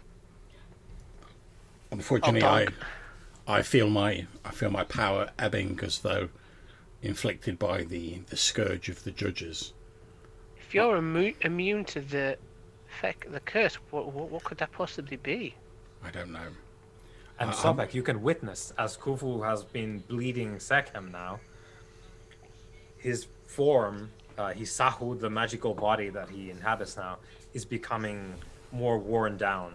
You can see like the visible ebbing of his Sekhem in that his like features are more like shallow, and he's becoming more aged and worn. Okay. As he bleeds. I'm gonna send the Red Sparrow a cheeky text message. While I do look at this, just like as I'm looking at it. Look at this guy. Look, I put a cat filter on him. We have been facilitating the calming of this district of the city that you reside over, Sparrow. But my brother has taken some serious injuries during this. Is there any scope for him gaining access to Sugarloaf Mountain to replenish himself? For he's in need of aid, and he has served this city well, killing chickens. Right. Okay. I'm gonna lay it on thick. That's why they call me the Colonel. Let's make a roll, because I haven't established who's next on the roll, and the Sparrow don't fuck around. So what you'll get is your brother will need to negotiate with, and will determine who it is, who's next on the roll. So she could bump. She could switch him over though. No, that's she won't do that. That's not ideal. The role of prosperity is the role of prosperity. You don't fuck around. It's like the scroll of the ages. You don't just mess with it. Yeah, you don't just edit that shit whenever you want to. Like there's rules. They're just kind of guidelines, guys. It's more of a guideline. I've always seen the rules of the role of prosperity is what you might call more of a guideline. You can sometimes rub a few things out, make some alterations. To be fair, I'm just planning on going to like Hassani and being like, any ideas? Okay, yeah, so but mine's an actual solution. That'll bump you right back up. That'll sort you out. What you need is but it may also obliterate my memory. So I like step out of it and I'm like, yes, I'm a Sekhem god. Who are you? Just give me the axe a second. Are you sure you want me to give you the axe, Mister Not Immune to the Curse of the Axe?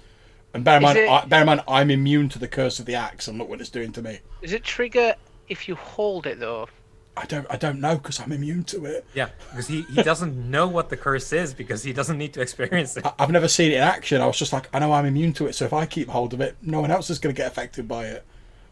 So, please, Sobek, give me a roll of the classic D20. Ooh. Just a D20? Yeah, because there are, I think, from my quick calculations, there's 20 names on the roll. That's interesting. We'll determine who it is. If it turns out to be me, I'm going to crease. Okay. It is not, in fact. Let's see. So 7, was it? Yep. Ah, interesting enough. Next on the Scroll of Prosperity is Nekaka, the Flail of Eternity. Wait, isn't that you've got an inroad with Nekaka, haven't you? So Nekaka is a member of the Secret Court. She was the one that was standing off to the side, looking at the proceedings. As like, yeah, this fucking charade. Yeah. As you can see in the description there with Nakaka's picture, she favors conservative clothing and eschews the self-sexualization of her fellow merit mates. And a massive hat.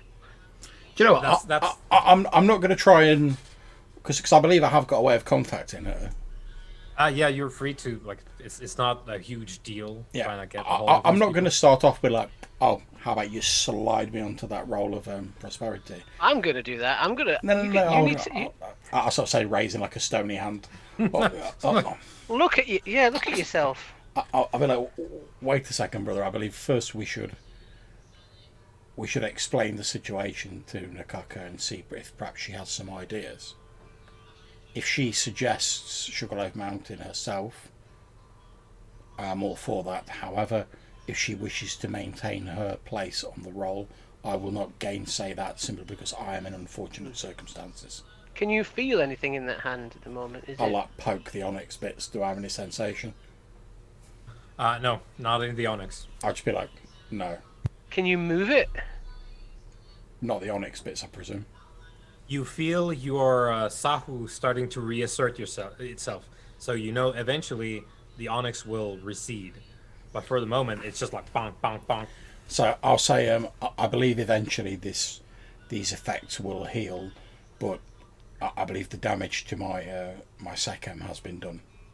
Right. Okay. Well, let's go speak to her then, because I can see you've used a lot of your resource in this encounter. We need to keep you replenished, but there's much we must still yet do while we are awake. Our cult is in need of us as well during this time. That is true. Let us pay a visit to Nakaka and also we'll arrange it beforehand. Yeah. So we'll jump right there. Yep. So you're you're in an empty office building. It's not the highest of office buildings in downtown, but yeah, it's empty. There's some lights on, but it's just for well, your benefit really and Nakaka's.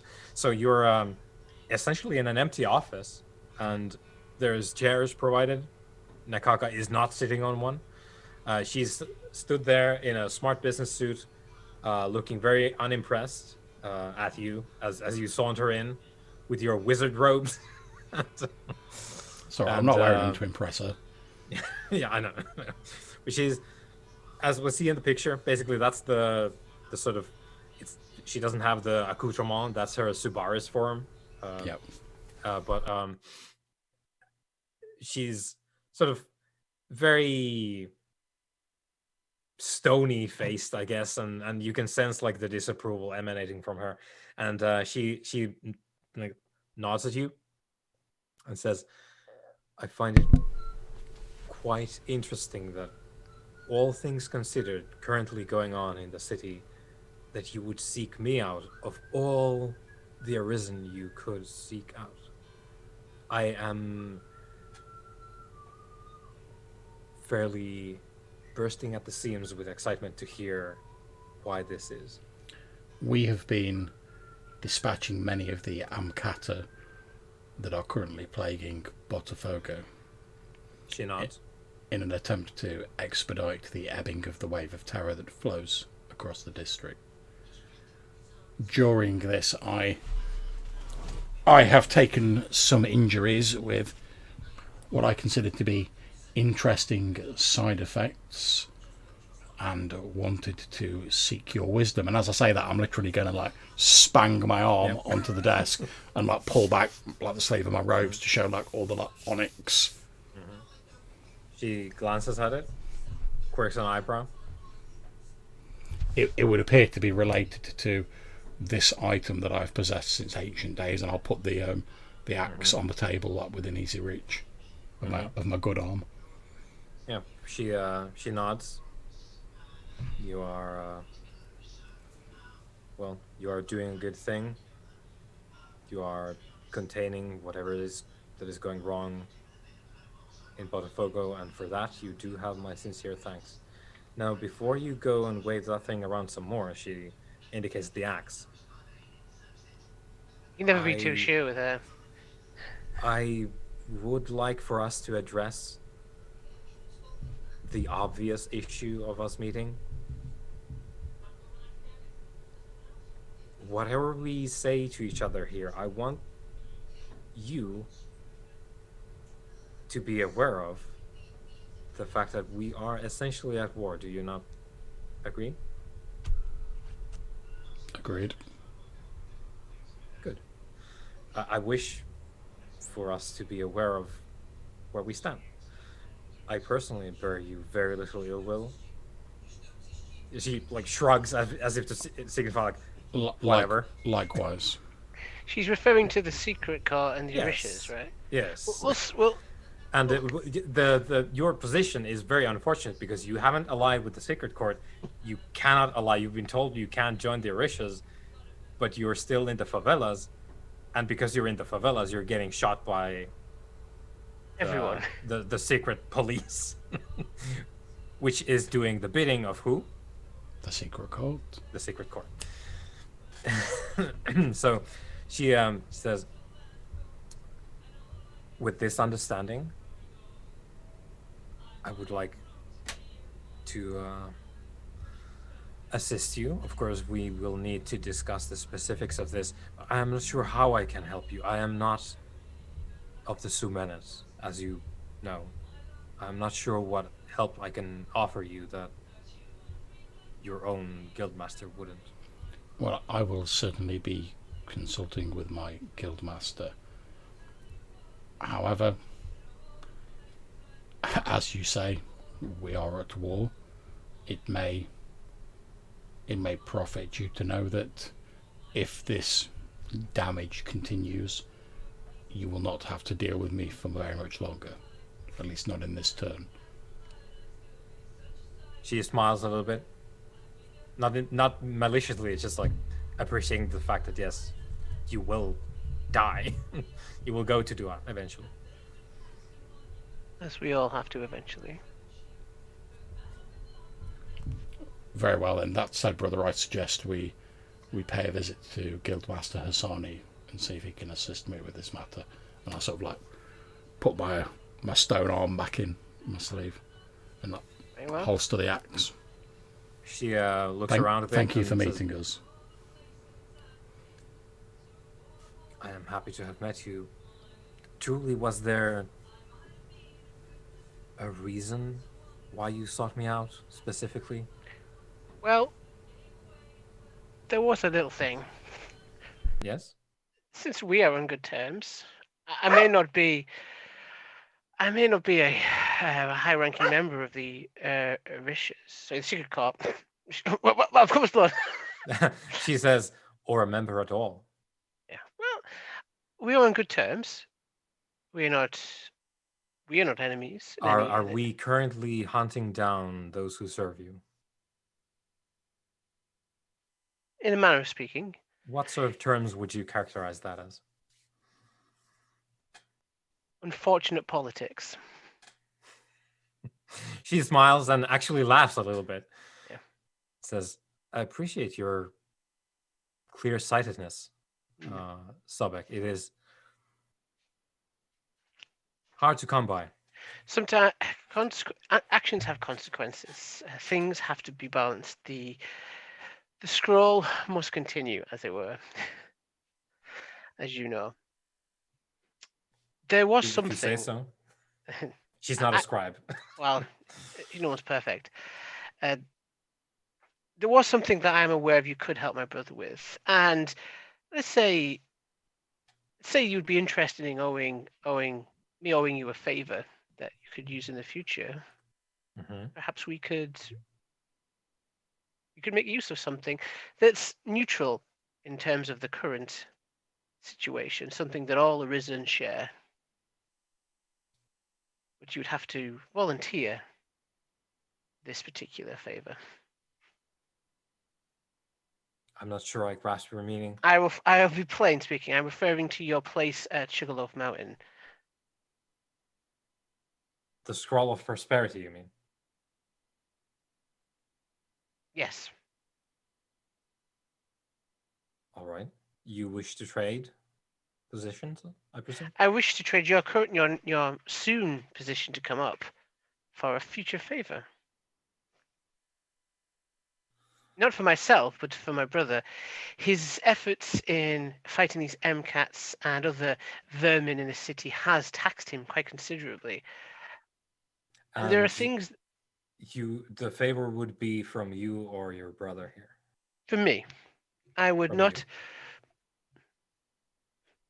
I would not ask of you to, take a favor from a potential member of the secret of the Orishas, but I feel you could take one from me and not. No, I believe your brother will not be joining the Orishas, if what I hear is true. Not at this point in time, no. No, nor ever. Truly, it is rather hard to reach the lofty heights of the basalt tower of Forgotten Dreams.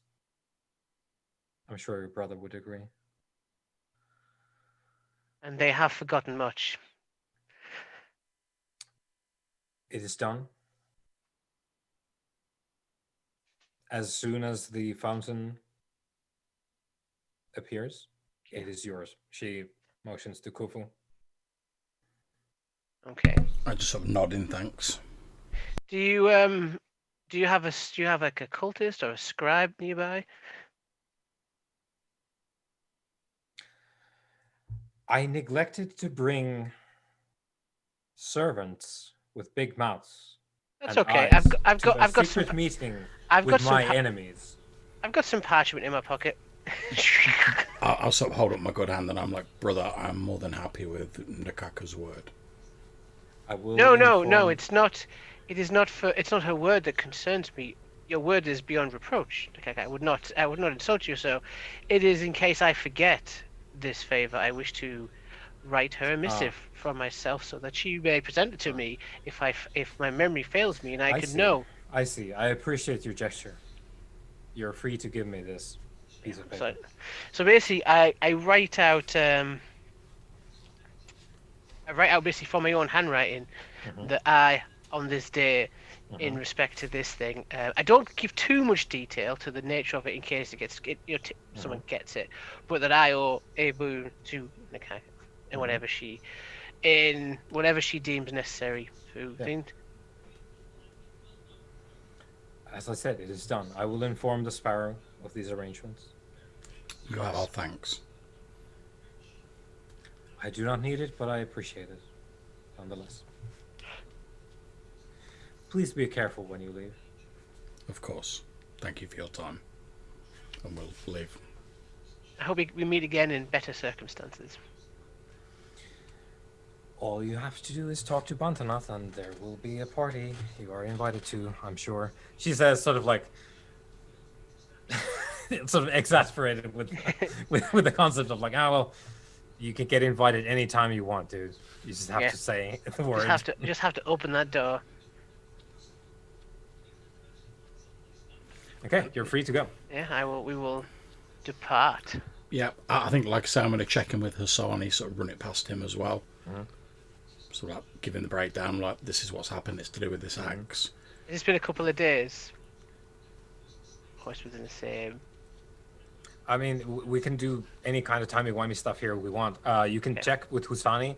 So you talk about the axe, I presume, and whatever happened to Botafogo. Yeah, I'll let him know that, obviously, I've been scourged effectively. Like my second has gone down. I'll say that we've managed to trade places with me for the use of the Deadwind Fountain at Sugarloaf Mountain with Nakaka. So hopefully that will replenish my Sekhem.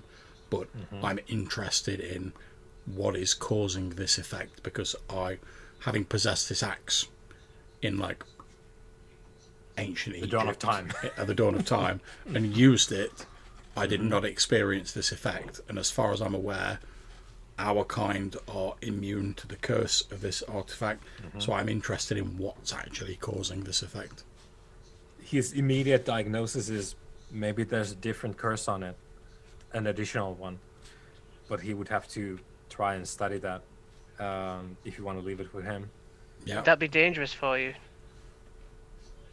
Or is he immune as well? Well, as Khufu has told the story, he has very clearly agreed with Khufu that The bad thing happens when you kill things with the axe. So. Yeah. So as long as he doesn't kill anything with it, it should be Yeah. fine. So yeah, if Asani wants me to leave it with him, I'll leave it with him. Yeah. So he can sort of start. We're going to start a fucking long-term project clock here for Husani to study. I've done that before in this game.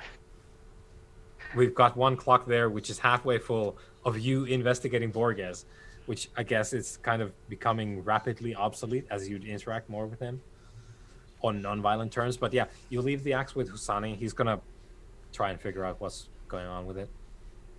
And I think in the meantime, after that, I'm going to sort of return to the tomb, sort of meditate, maybe lead the congregation in a ceremony.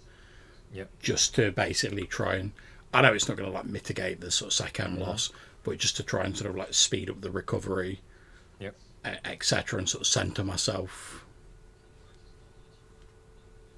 Right. So you can do that. If you're spending a couple of days, you can meditate. You can do your rituals. We can just jump forward a couple of days, and you can fill all your pillars and probably willpower as well. Yeah. That is, if we want to spend the time. So, do you want to recover? Is the question, I guess. Yes, I need some juice.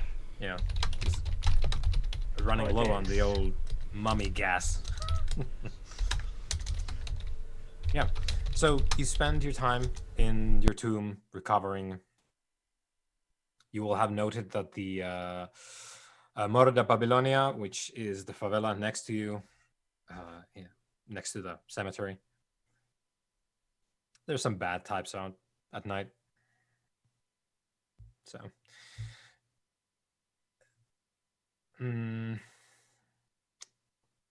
Right. What do we do next? We've got a couple of things which we've discussed, but we haven't yet gotten around to. Would you like for me to run down what I've got here?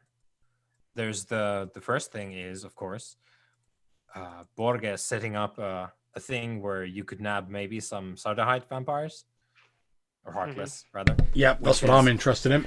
I'm sure they would push over. That's going to be a bit of a problem in the short term because he's kind of busy at the moment.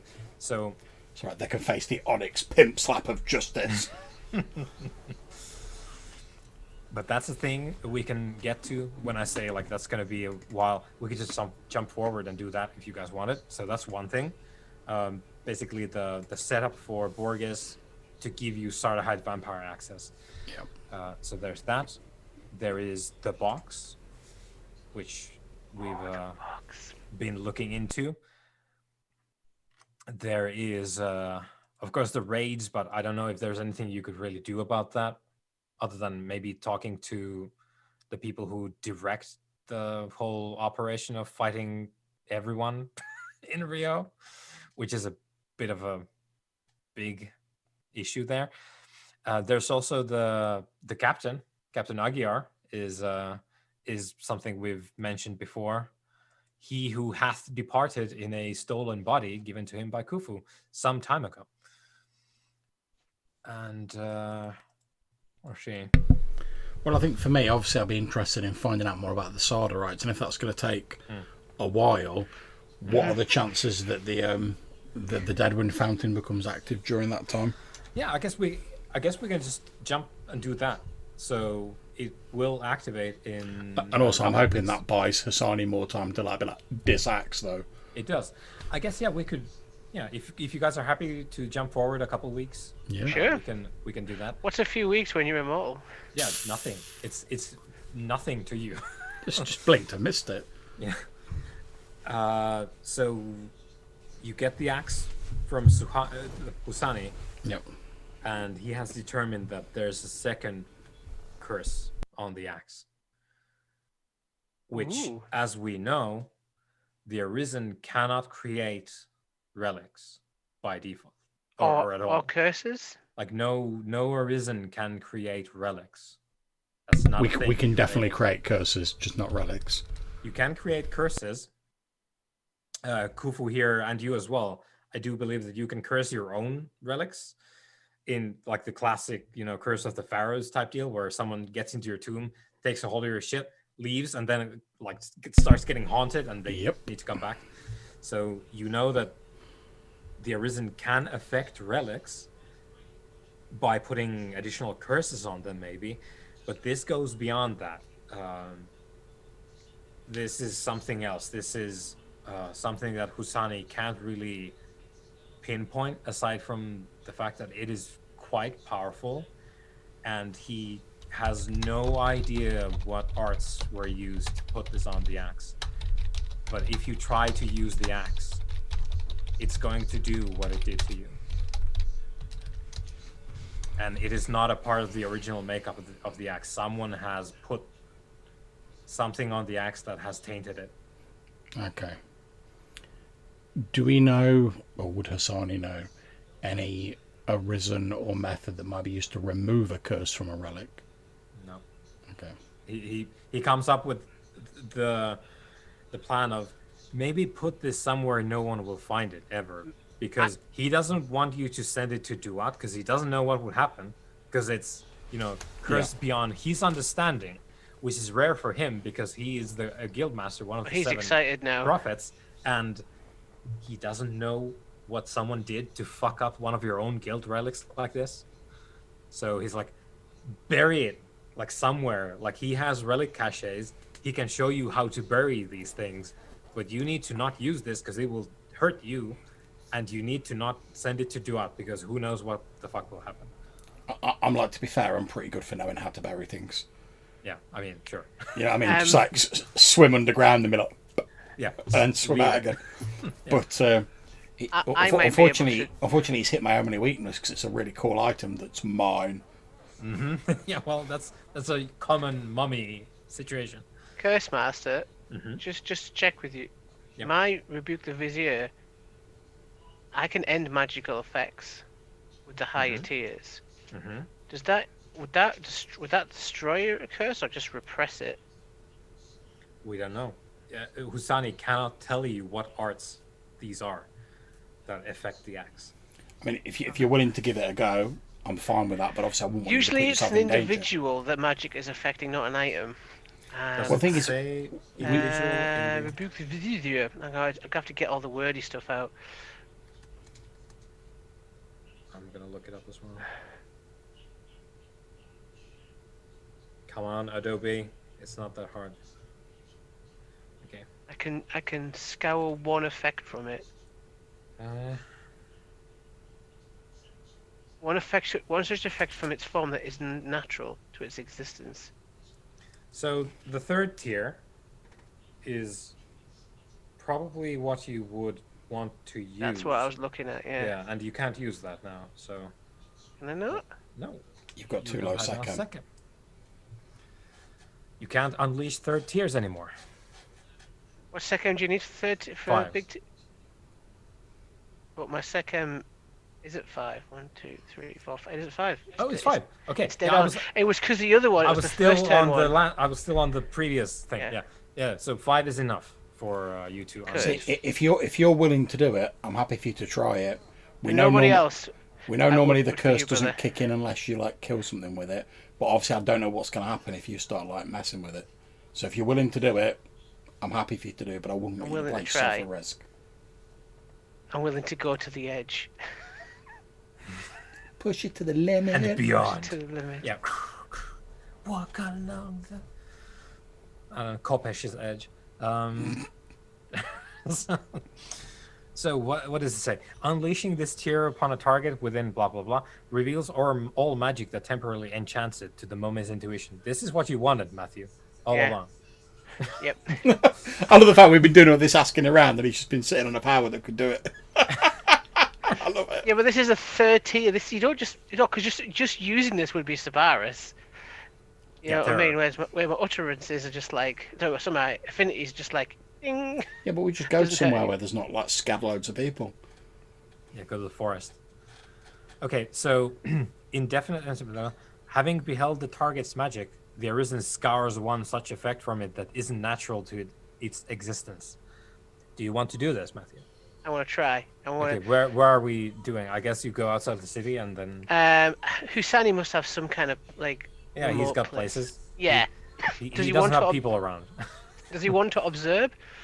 Being Sure. the So you're in one of Husani's mountainside tombs, yeah. and you've got the axe on a rock, and you speak your utterance, rebuke the vizier, and the magic in I see the it axe, like threads around it, like different things I can just like. Ping. and you see the innate magic of the axe. Oh, I tell you, while you're there, check out what the actual curse is on it. Just because it'd be nice to know. Oh yeah, yeah. You can actually, temporarily. It's only been 25 sessions, guys. Indefinite enchantments generally count as temporary for this purpose, provided they could theoretically be terminated in some way.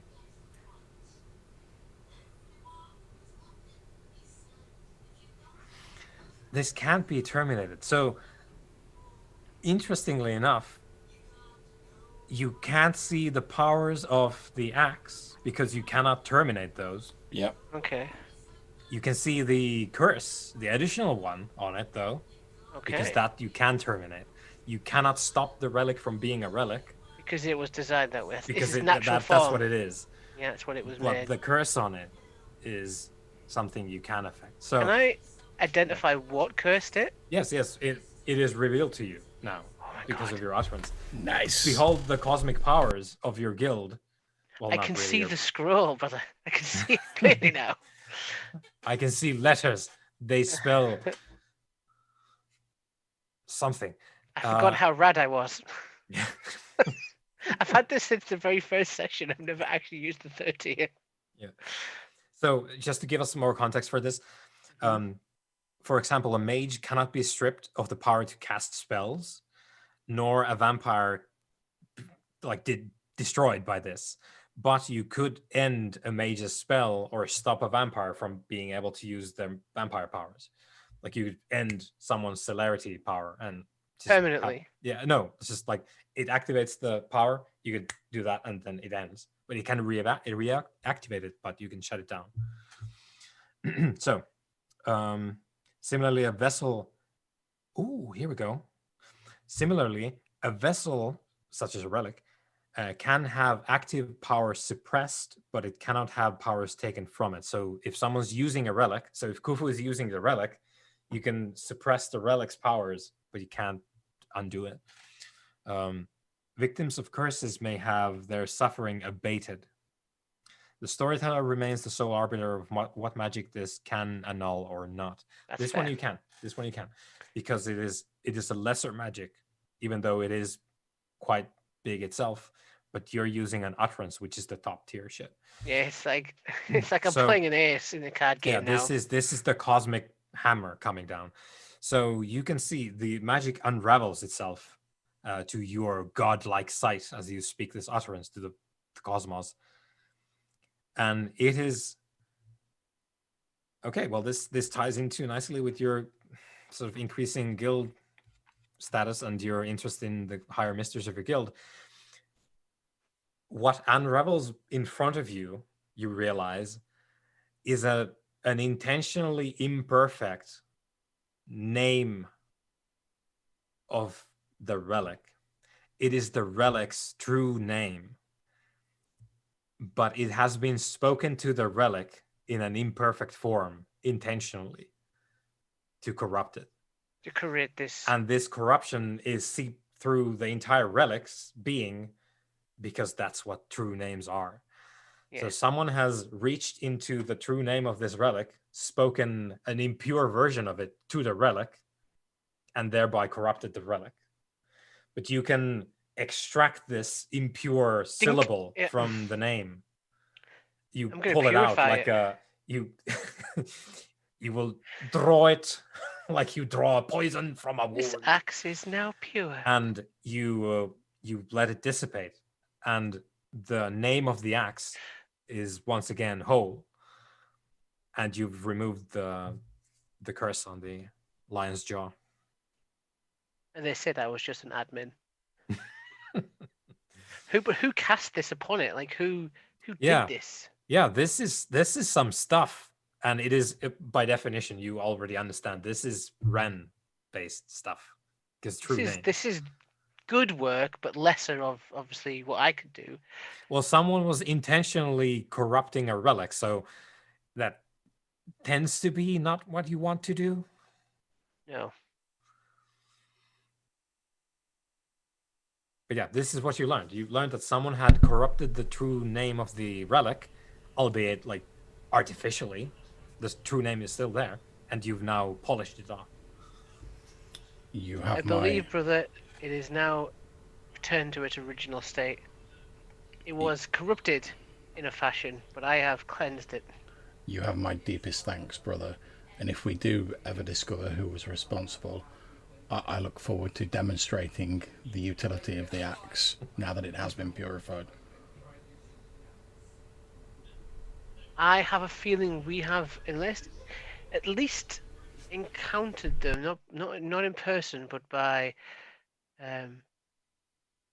awareness that whoever did this is probably the one that left that message for us. That would make sense.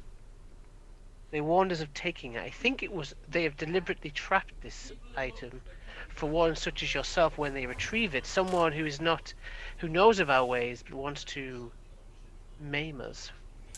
Obviously, they did not reckon with your mastery of the arts. Ah, please. And 5. Yeah.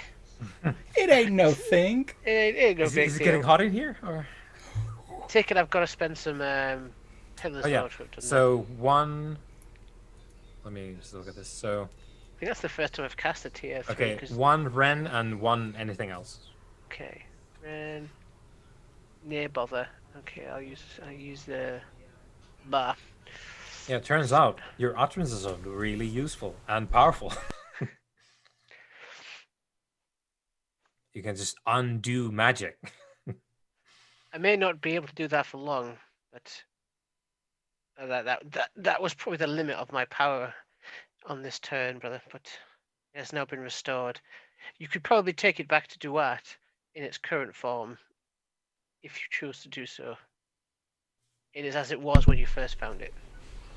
I believe I will retain it for now, in the hope that perhaps we may come across the person responsible.